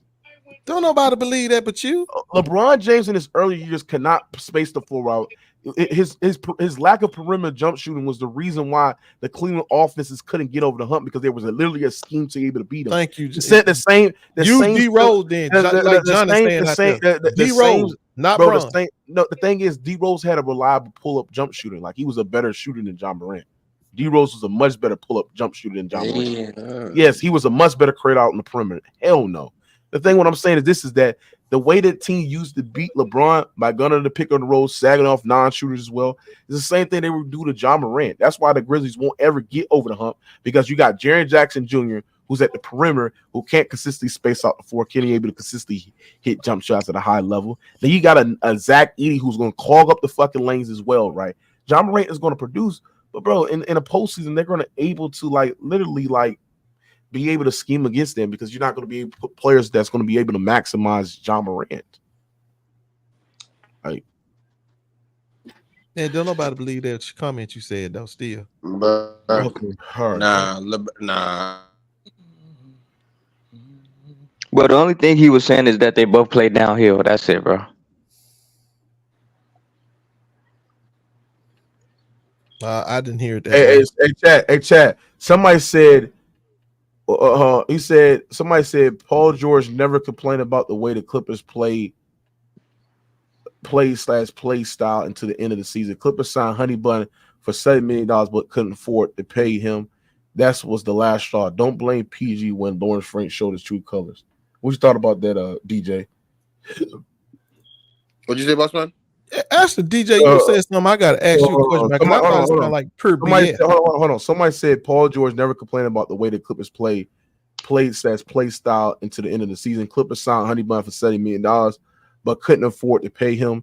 That was the last straw. Don't blame PG when Lawrence Frank showed his true colors. What's your thoughts on that? Lawrence Frank was trying to match Kawhi and PG's contracts together because he knew by the end of those 3 years they were both going to be worse and they were not going to produce what the Clippers needed. Paul George was going to get exactly the same amount as what Kawhi did, and Kawhi took a pay cut. And Kawhi is a better player, not better availability. Got that? Don't even start that shit. But better player-wise, that's Kawhi. If Kawhi could take a pay cut to make the team better going in these next 2 seasons, you would expect Paul George to do the same thing. But Paul George saw as he's not. He feels like he's worth more than that. And that's up to him. That's fine. Go out there and get your bag, but at least be real with yourself and real with the positions you're putting the team in when offering all of that money, because now they wouldn't have had any money to go out there and do what they did. It literally would have just been the same thing running it back, but you lose all the other help on the bench. Literally. And now you're really worse. Now you got all your money, but you suck, which is kind of what he was okay with anyways. So Paul George was given all options. He was given all the help he could ever want for this organization. We've traded away great young assets that would have been great now to get him said help. We let Hardenstein walk because the Stars wanted John Wall over Isaiah Hardenstein. But Now do you think he care about that, bro? Huh? You think he was gonna take less money to lose instead of take more money to win? He's not gonna. If he wanted to take, he could have won with the Clippers still if he took less money because the Clippers would have financially been Bro, under the. get out of here, bro. Nobody's taking less money to lose than take more money to be in a better If you situation. were going to sacrifice your money to have a chance to win, to improve the team like all these other stars are doing, then that would have been like you really were down for winning. But Paul George just said right now he only wants to get his money. He does he got his money and he's got a chance to win over there. But his words and his mentality are not going to be what's going to happen. He's going to stick to what he really is. He's going to flake on y'all. Or I'm sorry, y'all not Philly fans, but like he's going to disappear like we know he is. He's not worth the 212, but now y'all put yourself in a hole to pay a 38-year-old Paul George $58 million. You're not paying LeBron James, who was 34 going into 38. You're paying Paul George. Different mentality, different mindset, different aggressiveness. Paul George is not going to be worth that money. You tell me he's not a good fit on Philadelphia, though? No, he's a good fit. I'll give him that. He's a good fit over there. I want to see what they do for the rest of the roster and fill that out. Are they going to put him? No, they signed Kelly Oubre. They signed Eric Gordon. Like they have a good roster. Andre Drummond. Okay, so it's going to be what? Maxey, Eric Gordon, and DJ. I think the thing and that you're not PG. talking about, DJ. No, it's gonna be Maxey, Oubre, Paul George. I think they still have Buddy Hield. Hey, DJ, I know the thing that you're not talking about, bro.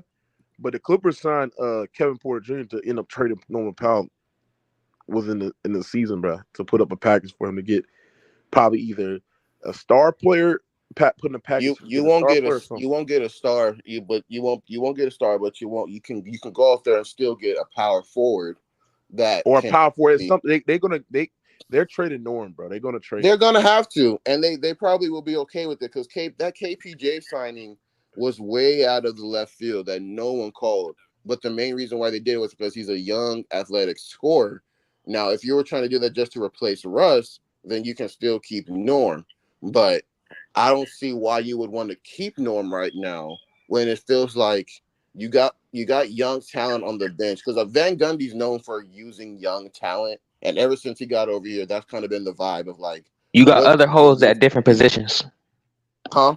You got other holes at different positions. Yeah, that's where the other holes are going to be filled with by summer league though, because I honestly feels like the other trades can be worked out during summer league, and I think that's what's going to happen. No They're going comment, to bro. I don't know And that. sure, the Sixers made this move, but like they also did it because Embiid gets hurt a lot, so yeah. they I would mean, I they would get need that. they would It's need. a good I'd rather move to have keep Paul him. George and Tobias Harris as my third or fourth option. So Yeah, no, I'm not. That's understandable. I would too, but I just know PG's gonna cook over there for a good majority. yeah, like Also Jimmy by Butler would have been a playoffs. better. Jimmy Butler would have been a better If y'all would option. have got Jimmy Butler instead of Paul George, y'all would have honestly been more fearsome and then Miami didn't want to trade Jimmy Butler though. Yeah, Jimmy that's wanted true. to stay in Miami apparently, so that's another thing. Bullshit. Miami, he want to leave. This does was make it him Pat better. Riley that didn't want to trade him? Or This something does like make that? him better than the Knicks. They're top 2 in the East. Like we can all agree with that. But If I'll say this though, if the Clippers can trade Norm and other expirings to go get a 4, then they They could trade Norm straight up for Cam Johnson. They could, yeah, they could. They actually could do that, yeah. They could actually go get a Dorian Finney-Smith or a Cameron Johnson or DeAndre Hunter with Larry Nance Jr. Because Larry Nance, you can send PJ Tucker and his expiring in 2 seconds for Larry Nance, and that'll get you your backup power forward. And then you could also get DeAndre Hunter by sending them a Russ and a Norm. If they wanted that to get off his expiring, because they'll be gone by then. Then with the offseason still being available, they could flip those guys elsewhere, which is funny how the offseason is so. Why are you laughing, Ghost? But oh my god, my boy Zay said y'all in here talking about Russ, PJ, and Bone. Bones we're moving off of them. Right, them the sorriest players you can come up with. Y'all in here talking about them. We're moving off. We're moving off of Russ and PJ. What are you talking about? Man, the fact of the matter is, bruh, Paul George torpedoed that organization. He torpedoed it. And let me tell you another thing too. You sat there and you said, no, it ain't. You sat there and you told me that the Warriors had a package on the table and that the Clippers turned it down. Now, what I would like to know is what package that the Clippers turned down. They were specifically. They did not want to make the Warriors better. CP3, Kuminga, Moses, and 2 firsts. If that was their package, wait, hold on. I don't think it was Kuminga and Moses. I think it was Kuminga or Moses. Yeah, it was I'm saying like the assets that they were talking about that they put into packages for them included Wiggins, Kuminga, CP3, Moses, and multiple firsts. If the Clippers turned down a package that didn't include Kuminga, that's fine. But if they turned down a package that did include Kuminga, that's stupid. But both sides are pointing the finger at each other, saying, "You didn't give us Kuminga. Stop lying." No. The Warriors ain't losing. The Warriors ain't losing that non-transaction. The Clippers did. If that was a transaction on the table that included Wiggins, what are you talking about? Nah, bro. The Warriors, they got players. They got people that they can compete with. The Warriors are about to do the same thing. They're building around Curry and Draymond. That's it. Man, the fact of the matter the Clippers are in a way better position than the Warriors right now. The Clippers are. Yes. Yeah, they are. They are. With the Clippers are James Harden and who else? They're in a better position. Kevin Porter Jr., James Harden. You know what you mean? Bro. Okay. Ghost Town. They have Kawhi Leonard. They just got Derrick Jones and KPJ, bro. They're solid right now, bro. For losing Paul George, they're solid, bro. Man, do you hear the names you calling out, bro? Derrick Jones. Bro, them is good role players, bro. Star players is not everything. As we saw with the Celtics, bro. Role players matter, bro. You act like role players don't matter. Bro, it is attack of lunacy in here. That man hit that. He torpedoed y'all ship so bad, y'all still loony over there. You hollering out Derrick Jones, bro. I'm a Lakers fan, but that was good pickup, bro. Derrick Jones is a good pickup. So is Kevin Porter Jr. It's a good pickup. We just watched this man we just watched him on an NBA final stage, bro. We just watched him. And you gonna tell me that was a good pickup? Yes, bro. He's a good defender and he could make corner threes. Why do you think he gone if he was doing such a good job? Because they wanted the Mavs would have kept him. DJJ. They wanted to retain that man both. Is okay. I mean, it's nice to know. I know what type of quality fan we talking to. Y'all sitting up here thinking Kevin Porter Jr. and Derrick Jones Jr. gonna turn into a Paul George. Good luck with that. And you hold on. Hey, Chad.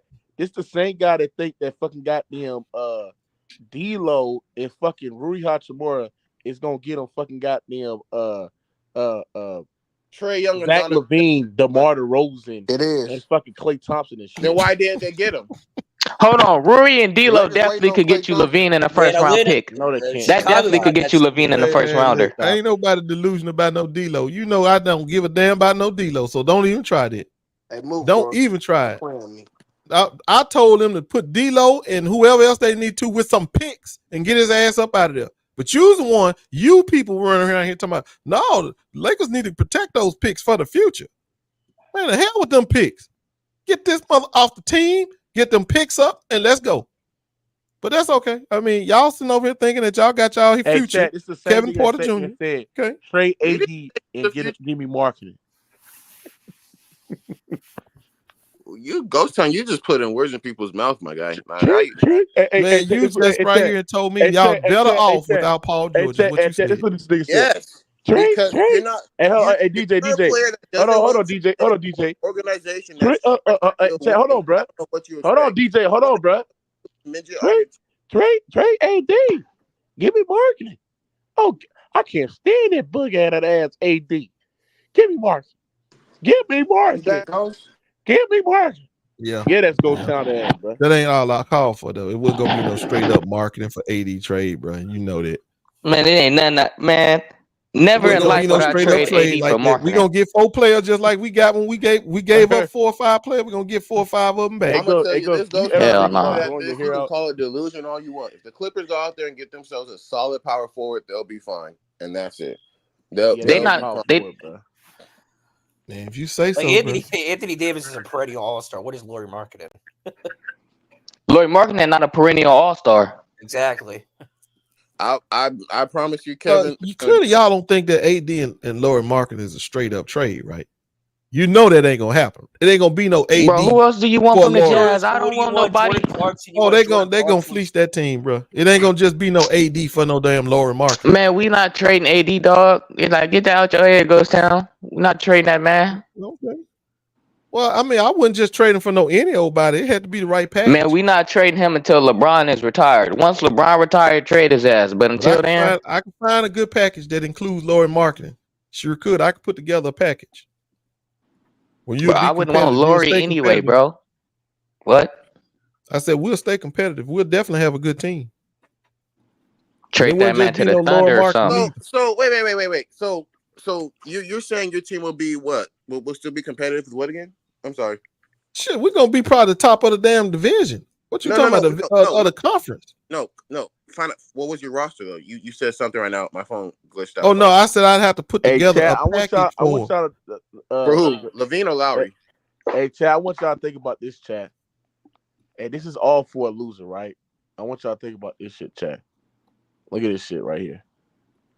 Paul George will make $628 million in his career contract earnings after the deal with the 76ers, bro. Pocket watching. Stop pocket watching. Nigga, shut your bitch ass up, nigga. Pocket watching. But, bro, this nigga will make $628 million with the Los Angeles Clippers, bro. All for a nigga that ain't showed up, all for a nigga that ain't produced no deep postseason runs. That's crazy. That's just insane, bro. That's crazy, bro. And this nigga want to get paid the hype, man. That's crazy, Ghost. I ain't gonna lie, bro. Everybody's saying that the Clippers are cooked. They're not cooked. They're Clippers' only hope is to get Clay. No, Slick. No, Slick. We can't get Clay and we can't get DeRozan because we're hard capped. We can't do any sign and trades that'll get us those 2 players. So they're gone. The options to get them are gone unless those 2 take massively huge pay cuts to just join us, which is, like kind of what is going on. Like we have like only the 3.5 and the 5.3 of BLE left. after this. So unless they want to take that as their final contract, then that's what it is. But the Clippers can still make trades for other players, which is they could go out there. Oh my God, they just said the Clippers could bring back Nicholas Batum. Ugh, that's crazy. So why Clay having a meeting with the Clippers? He had it last night before they did all those other trades. He was talking about meeting with them, but that went off the table before it even happened. When they signed KPJ and DJJ to that roster, it closed off the door financially to be able to make a suitable trade like that. So now, if